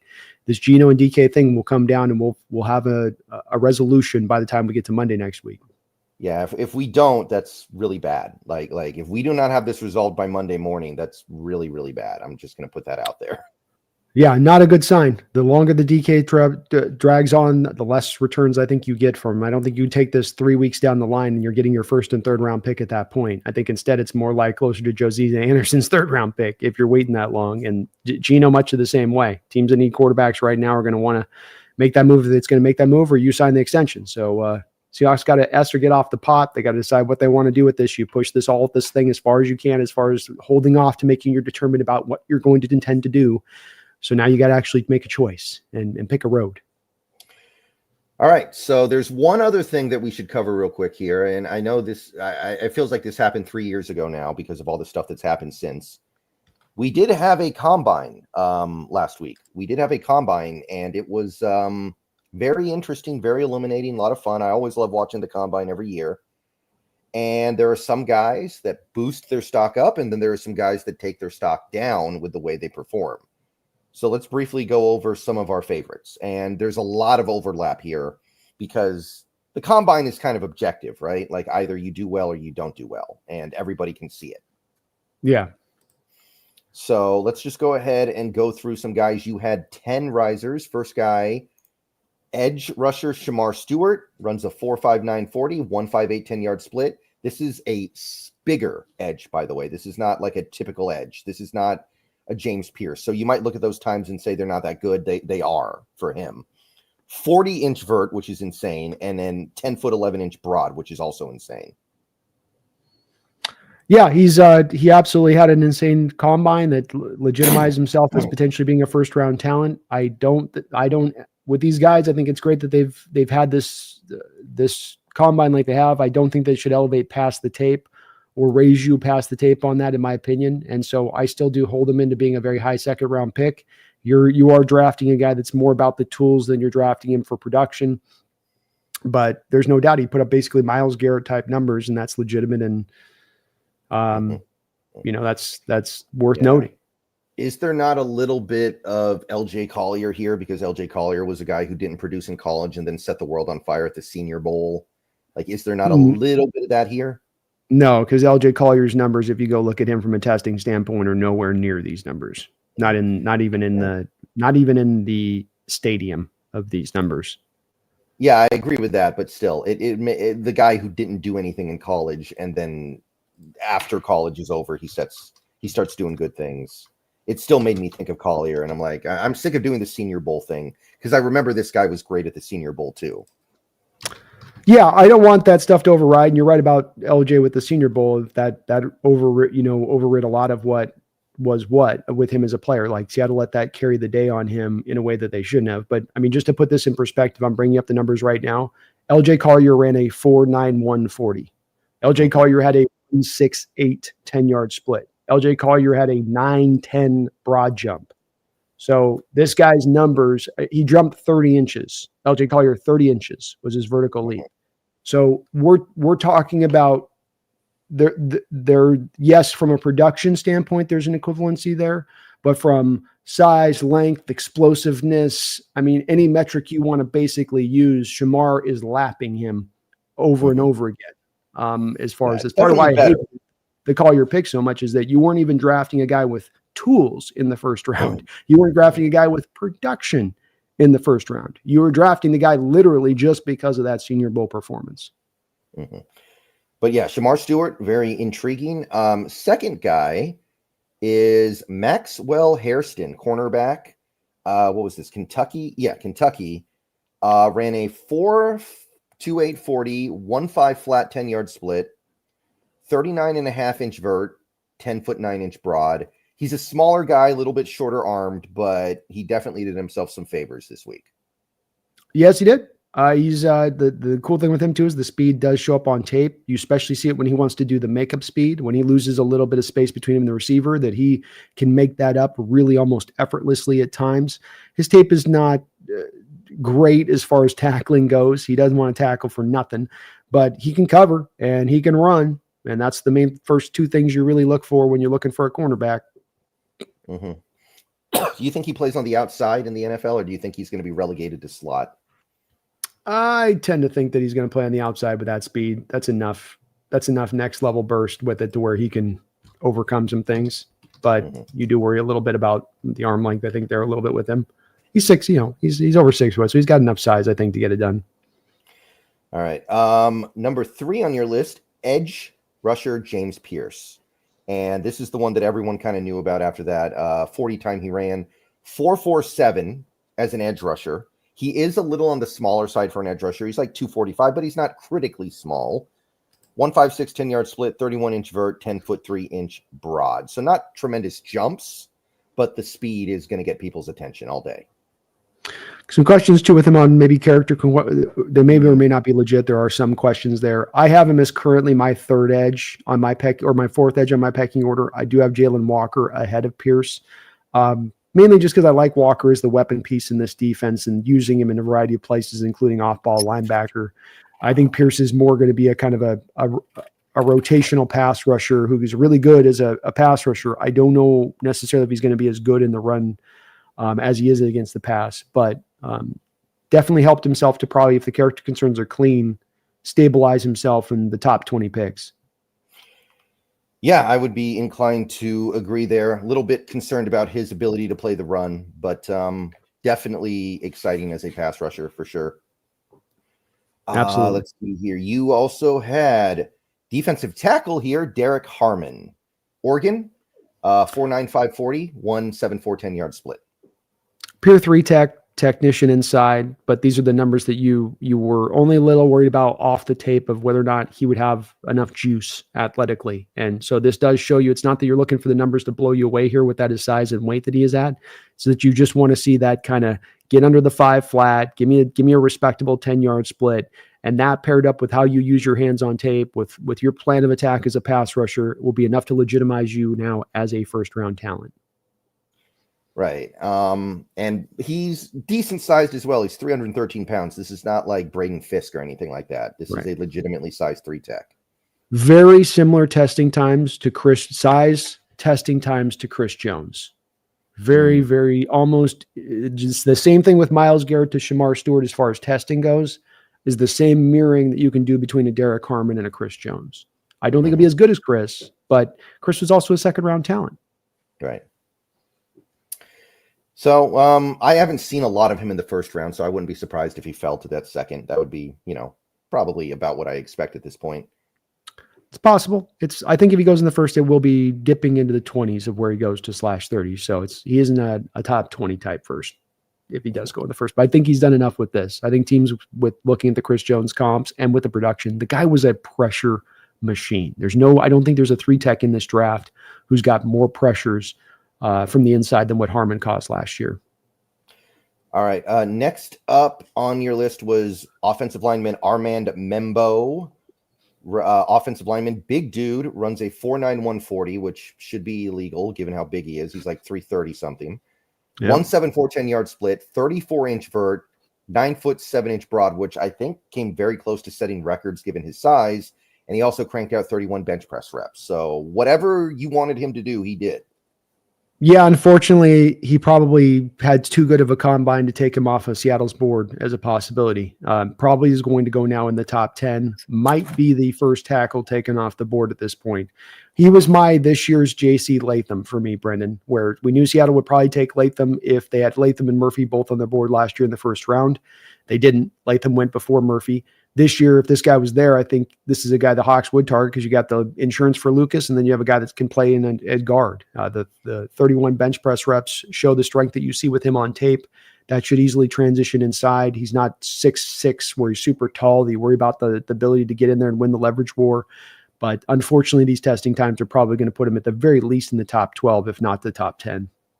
Yeah, and you always want to be prepared. You never know what might happen. They might get the video of him with the gas mask and the. You never know, man. You never know. You gotta be aware. Right. Keep on your toes. Yeah, absolute freak though. Let's see here. This next guy, wide receiver Matthew Golden, mostly just that 40 time, but it was a heck of a 40 time. 4.29, 1.49 10-yard split. So it's not quite Xavier Worthy, but it is really, really good. Better player than Xavier Worthy, I'll tell you that. And this kid, he is really, really good with the route running. So when you get a guy that is this fast, whose route running is that good, that's where the evaluation starts to get pretty easy as long as his hands are capable. And that there's not some great deficiency to his game on the other side of it. And there is not with Golden. I don't think that he has the sparkling aspects to him as far as great contested catcher, great high pointer, the awesome pure yak guy. He gives you some of that stuff down the line, but the speed in combination with the route running and the steady hands in addition to that gives you a guy that I think gives you a pretty safe floor for what you get from as a receiver in the first round, where maybe the ceiling isn't quite as huge, but you're getting to that floor. Do you think he's an outside receiver or slot receiver? He's a Z. He'll be an outside Z, but he'll be a guy that can kick in occasionally into the slot. Okay. That's pretty sweet then. That works out fairly well, I think. Yeah. I know there's that one Texas receiver that some people like. Is it Bond? I'm really cooling on Bond the more tape that I watch of Bond. Yeah, I know some people were rallying around Bond. I didn't like what I saw that much, but yeah. Just I'm left wanting more from him with the tape, and he just seems like kind of an explosive, undersized guy, and I that's kind of just his thing, and I don't know if there's a lot I can work with on that with Bond, to be honest with you. Okay, your next guy was a star, Darian Porter, cornerback. And the thing to understand with Darian Porter is how big he is. We're not just talking about this crazy good 40, 4.3 flat, 1.49 10-yard split, 36.5-inch vert, 10-foot 11-inch broad. He did 6.71 on the 3-cone and a 4.04 on the 20-yard shuttle, which you don't see that often. And this is a bigger corner, by the way. This is not some 180-pound guy. This is a legitimate. Let me check the numbers here real quick. Yeah, 6'3", 195 with 33 and an 1/8-inch arms. So he is the resident freak this year, I think. He is a guy that you've got to take a bit of a risk on, and not a lot of snaps that he's played. I was looking at my notes here. So here, interesting enough with him, he was only targeted 17 times. And this is what you see with him on the tape as well, is that he's just rarely targeted. It's hard to watch much tape with him because when he is on there, number one, he only played about 200 snaps this year in coverage. So you don't have a lot of snaps to go off of, but he was very rarely targeted with only 17 times. He only gave up 70 yards in coverage, Brendon. And you and I have been tracking corners. You know, these guys tend to be around 300, 400, 500 yards given up in coverage, depending on where they're at. So that's tremendous numbers. But again, that's only on 200 snaps. And then the previous year gave up 61 yards in coverage, but that was only on 72 snaps. So your amount of time this guy's actually played and been on the field and actually been doing a lot, it's reduced down. That's the risk you have. But the freak show element, as far as what he brought from a testing time spot, that part is legit. But he's going to be a tough evaluation for those because you don't have necessarily the tape to go off of with him. It's going to be a lot of imagination. Right. But a lot of fun. Could be this year's Reek Woolen. Absolutely. Except I think he's a little bit better. There's a different Reek Woolen this year. That's the Zaw Frazier kid. Yeah, he comes from UTSA, so he comes from the very same college of Tariq Woolen, same size as Reek. Guy ran a 4.3, so it's very similar. Long arms, doesn't like to wrap up, likes to shoulder tackle. He's your shoulder sticker. All right, this next one I got no idea how to pronounce, so we're gonna just have to do the best that we can here. Bialshul Tuten. Bialshul Tuten. A running back, ran a 4.3 240, 1.49 10-yard split. So speed and acceleration, 40.5-inch vert, 10-foot 10-inch broad. So he's got explosiveness. 4.41 20-yard shuttle isn't the greatest, but it's still totally fine. So this guy tested expertly. He did, and last year ran for 1,300 yards with a leg injury. So a guy to track because you have a really deep running back class. This guy goes deeper in the draft. The tape last year you'll look at and you'll go, well, I like the tape, I don't love the tape, but he's dragging that leg along. It was like watching Kurt Warner back in '88 after he tore his ACL at times, watching him pull it along. My understanding is that he's back to 100%. It's why partially he tested so well into this draft. So you're looking at it as a guy that you're getting a bit of a diamond that's a bit of depressed value because of that final season, but still ran for 1,300 yards, dragging that one leg along with him. Right. And he's almost got like the Maurice Jones-Drew center of gravity. He's 5'9", but 206 pounds. Yeah. Yeah. A little bit of that little center of gravity, built low to the ground, runs real well behind his pads.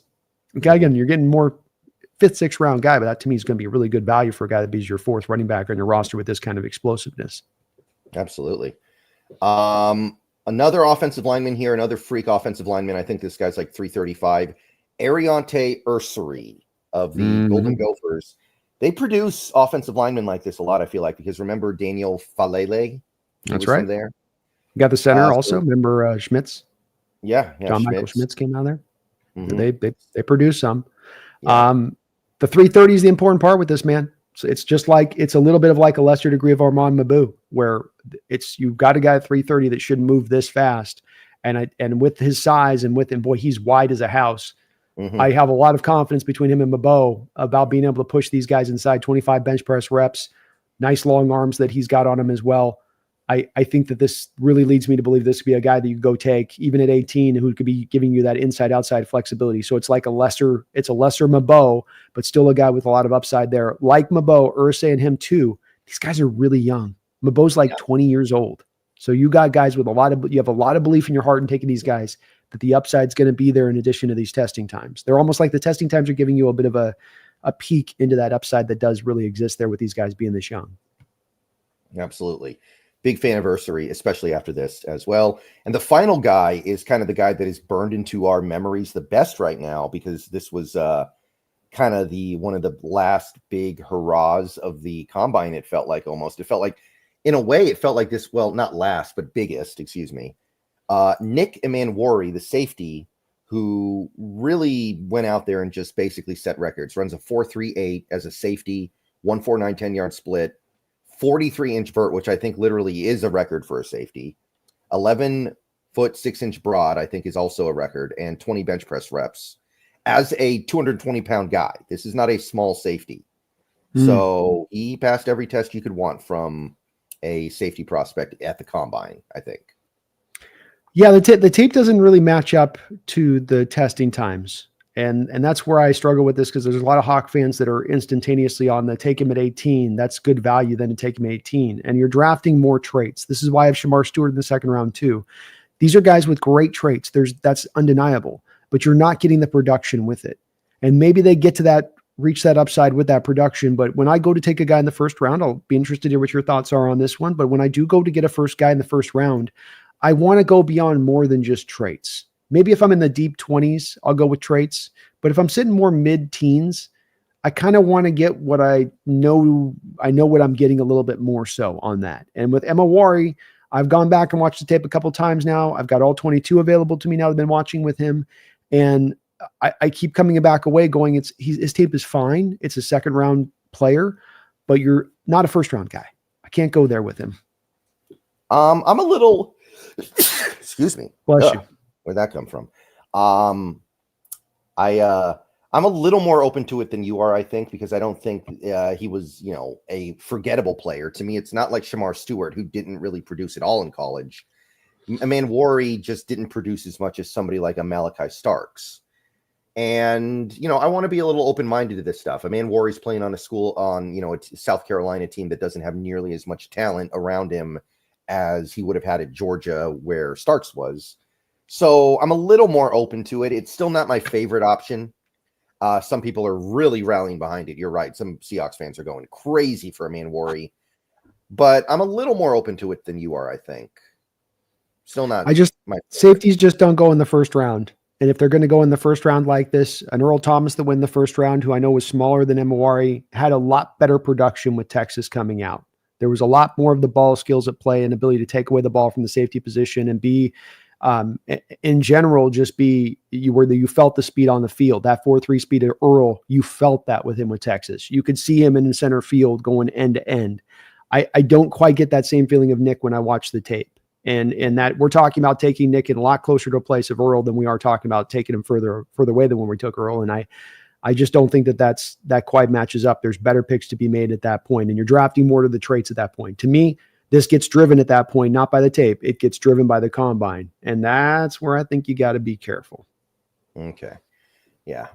Really fun though. Really fun player. Yeah. He's fun. And maybe the upside's there. Like, you just got to be sure if you take him, Brendon, that you're going to get him to that upside. It can't be like, well, we kind of think. We got to know you've got your plan to get him there and how you're going to use him in that way. All right. I got one more guy I want to throw in here. It wasn't on your list, but I want to throw him in here, especially now. Dante Thornton Jr., the wide receiver. Tennessee guy, 6'5", so he's tall. He's taller than Metcalf. Ran a 4.3 flat, 1.51 10-yard split. The jumps weren't so great, but the combination of size and speed definitely jumped out to me. It jumped off the page. So I definitely want to give him a shout out here. It's a play. I haven't had a chance to take a look at his tape yet, but those are great times. Yeah. The Tennessee stuff's weird, right? Because the way they play offense, it's like easy mode for receivers sometimes. You never get jammed. It's one of the more adolescent offenses you find in college football. There were a few others too, but I think that's really about all we have to say about the risers. I did think Jackson Dart looked pretty good, but I'm still not a fan. I'm still not into it. To me, he'll just be like a noodle arm, decent starting quarterback, and that's about it. But he did play well at the combine, I thought. Yeah, he looked all right. I would have liked to have seen him run. I think that's a guy you're really wanting to pay attention to where he times out as far as his 40 time goes, because I think he is more 4.65 kind of guy on the 40. But third round guy again. This is another, just don't take him in the first. It's too high to be taken in the first. Let some other team make that mistake. All right. Real quick here, you have a few combine fallers, guys who did not do themselves any favors with their performance. You got 6 guys, so let's just go through them real quick here. First guy, this one was kind of obvious. This one, I think everybody realized something's up here.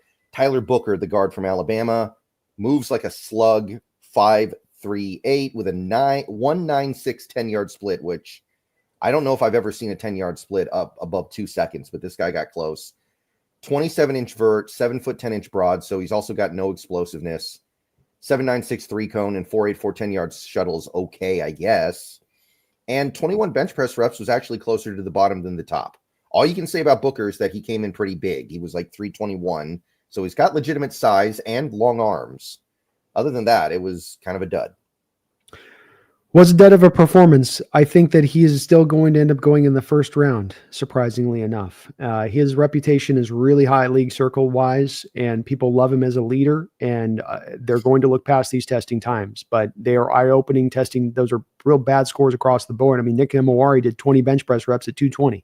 This guy did one more, weighing 100 more pounds than him, to put that in perspective. Now, the arms are longer on a Booker, but it wasn't like Emawari had short arms either.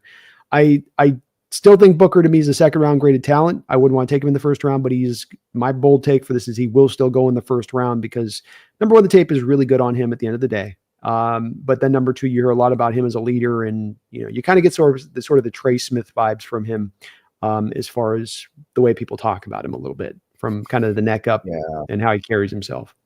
Yeah, the thing for me is I feel like he didn't even have that great of a season at Alabama. Like, he was okay. I didn't get some amazing sense of what he did at Alabama this last year. So I don't know. To me, he needed to test well, and he just didn't. Like, I need to have something to sink my teeth into here, and I'm not getting it. It's fair enough. They're not good scores. I mean, they're about as bad as you get from a top end prospect. Yeah, and like Corbin was defending him a lot. He was saying, "Trust me, he can play zone. He can play zone because you watch the tape. He plays zone." I mean, is he going to be able to play zone at the NFL level is my question. I understand maybe on the tape it looks like he can at Alabama when he's playing, Tennessee Chattanooga or something. But I don't know. I'm pretty shaky on this one now. I got to admit. I can understand the shakiness on it. He's my third guard. I've got Kelvin Banks first round grade. I've got Grace Abel guard center is ahead of him, and then I'd have him as my third guy. But I did like the tape. I'm in an alignment with Corbin on this one, where I think the tape is very clean, and I think that I know what I'm getting in him. I think that he fits the zone scheme. I don't think he's ultimately as mobile as you'd maybe like, but when you turn on the tape, he's a gamer and he gets the job done. And that's kind of good enough. I think that this is a guy that gives you a pretty high floor. You may not have the ultimately the huge ceiling, where he's going to be some all-pro level guy. But I think that he does give you some pretty meat and potatoes ability to get in there and be ready to roll. Mm-hmm. All right. Next combine faller would be another offensive lineman, Wyatt Millam, the West Virginia guy. I've been watching him all year. Tested poorly, 5.27, 41.84, 10-yard split, 30-inch vert, 9-foot broad, which is actually a lot better than Tyler Booker, but it's still not great. 4.69, 10, 20-yard shuttle. He seems meant to be a mauler offensive lineman to me, but he really didn't look like it at the Senior Bowl either. So now I'm not so sure what I think of him. Yeah, it's kind of on top of the testing scores. Didn't exactly look particularly good movement-wise, where a guy like Grace Abel, coming from a small school as well, looked good in his movement and mobility drills. And so with Millam, you're really paying attention to these kind of guys. I know West Virginia is not a small school, but just competition-wise, I guess, as much as anything else. I thought he was kind of disappointing overall in that you want to see a little bit more from Wyatt on that. He's going to be a guard, so the numbers aren't incredible, but they're in the vicinity of where kind of Booker is to a degree for a guy that is in that same second round graded territory of things. Yeah, because I watched all the offensive lineman drills, not just the stuff that's measured by like a time or whatever. And some of the guys look top heavy, and some of them don't. You can really just tell. Yep.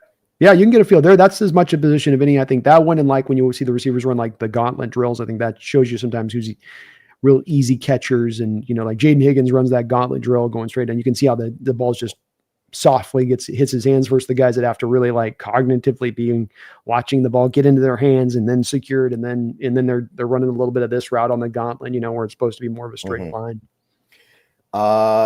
Defensive tackle Ya Black. This is a bigger guy in his defense. 5'3", 940, 188, 10-yard split. That doesn't have to be the end of the world because he is bigger, but 25 and a half inch vert, 8 foot 5 inch broad, 7'6", 3 cone, 4'7", 20-yard shuttle. So testing's poor. That's not a deal breaker for me because he is a little bit of a bigger guy, but it's still not good. And there was some other stuff going on with him, I think, as well. Yeah, a guy you might wonder if maybe on the tape, which the tape can be pretty decent at times to where he can maybe elevate himself into sort of fourth round territory, where this pushes him, I think, more into sort of late 5 to 6 territory, but still a guy that could give you maybe nose tackle snaps and functional snaps at that later on in the draft. Yeah. I don't know a ton about him going into the combine, so I can't say a ton, but yeah. He's a good nose tackle, but definitely those are pretty bad testing times. He's going to be one of those nose tackles that can't move outside the phone booth of space. Nose tackle Deonnie Walker. He didn't run a 40 because nobody needed to see that. That would have made like the rating of the show rated. It would have been rated R, and they would have had to they would have gotten in trouble with the MPAA and stuff if they actually. That cottage cheese bouncing around would have made everybody vomit watching that thing live. That thing. Yeah. So all he did was the jumps, 25-inch vert, 8 foot 8 inch broad, and then he did. I think the drills were like you shuffle back and forth, and we didn't need to see that either, to be perfectly honest. He looks horrible, right? I mean, he looks horrible when he's moving around. He does not look good. He looks slow. He looks stiff. He looks unathletic. And then he doesn't do these rest of these testing times, Brendon, which is a dead on indicator of the fact that he was going to test incredibly slow. That's why he didn't test those. So, this is a guy that I was already really, really, really, getting cool on as I was watching more of his tape. Bad Senior Bowl. And then this kind of performance on top of it. I'm good on Walker. Somebody else can go take that flyer. I'm pretty disappointed because I liked him a lot before the season started. I was intrigued. Yep. Just a guy who doesn't play with a lot of fire, man. He does not play with a lot of energy, does not play with a lot of tenacity or grit. He should be way better than he is as a player with the physical skill set that he has. Linebacker Jay Higgins, not the Jaden Higgins. Jaden Higgins is the good one, the receiver. Yeah. This is Jay Higgins, the linebacker. 4'8", 240, 164, 10-yard split, 33-inch vert, 9 foot 2 broad, 701 3 cone, 4.35 20-yard shuttle. Pretty forgettable. Not much to be excited about there. The shuttle was good. The shuttle's great. He's got the top shuttle time, but everything else was trash. Yeah. I wonder how that happens. Like you're just really good at shuttling back and forth, but all the other movement skills. You did the shuttle drill. You've been working on those shuttle drills with the cones, I guess. But 4'8" too for a guy that is a little. He's under. He's 224, man. 6 foot 224, running a 4'8" too. You go, you got to be like 4'5" if you're going to be at that size. Yeah. And your final guy here in the fallers was Zy Alexander, cornerback, 4'5", 640, 153, 10-yard split. Pretty mediocre, but not terrible. 31.5-inch vert, 9 foot 8 inch broad, though. That's not going to get you all that excited. I didn't know too much about this guy going into the combine, so I didn't really have much of a take on him in the first place. He was looked at as, I think, a guy that could be a guy elevated in the sort of second round territory of things. But I think between all the testing times, the fact he's got the 31-inch long arms, which are going to be a little bit shorter than you see as ideal as well, I think that does ding him down a round or two on the back end of this because he was looked at as, I think, as one of the more higher riser cornerbacks kind of walking into it on the tape a little bit. So 153 is a good 10-yard split there, but the 4.56 is probably a little bit slower than you like. 31.5-inch vert. You're worried about a little bit of the explosiveness and speed there on him, I think, coming out of this. Right. I guess the guy I would add to that list, this is kind of obvious, but Will Howard had a really rough combine. Those throws were bad. And I liked Will Howard. I was a Will Howard guy, but I don't know now. I don't know what to think.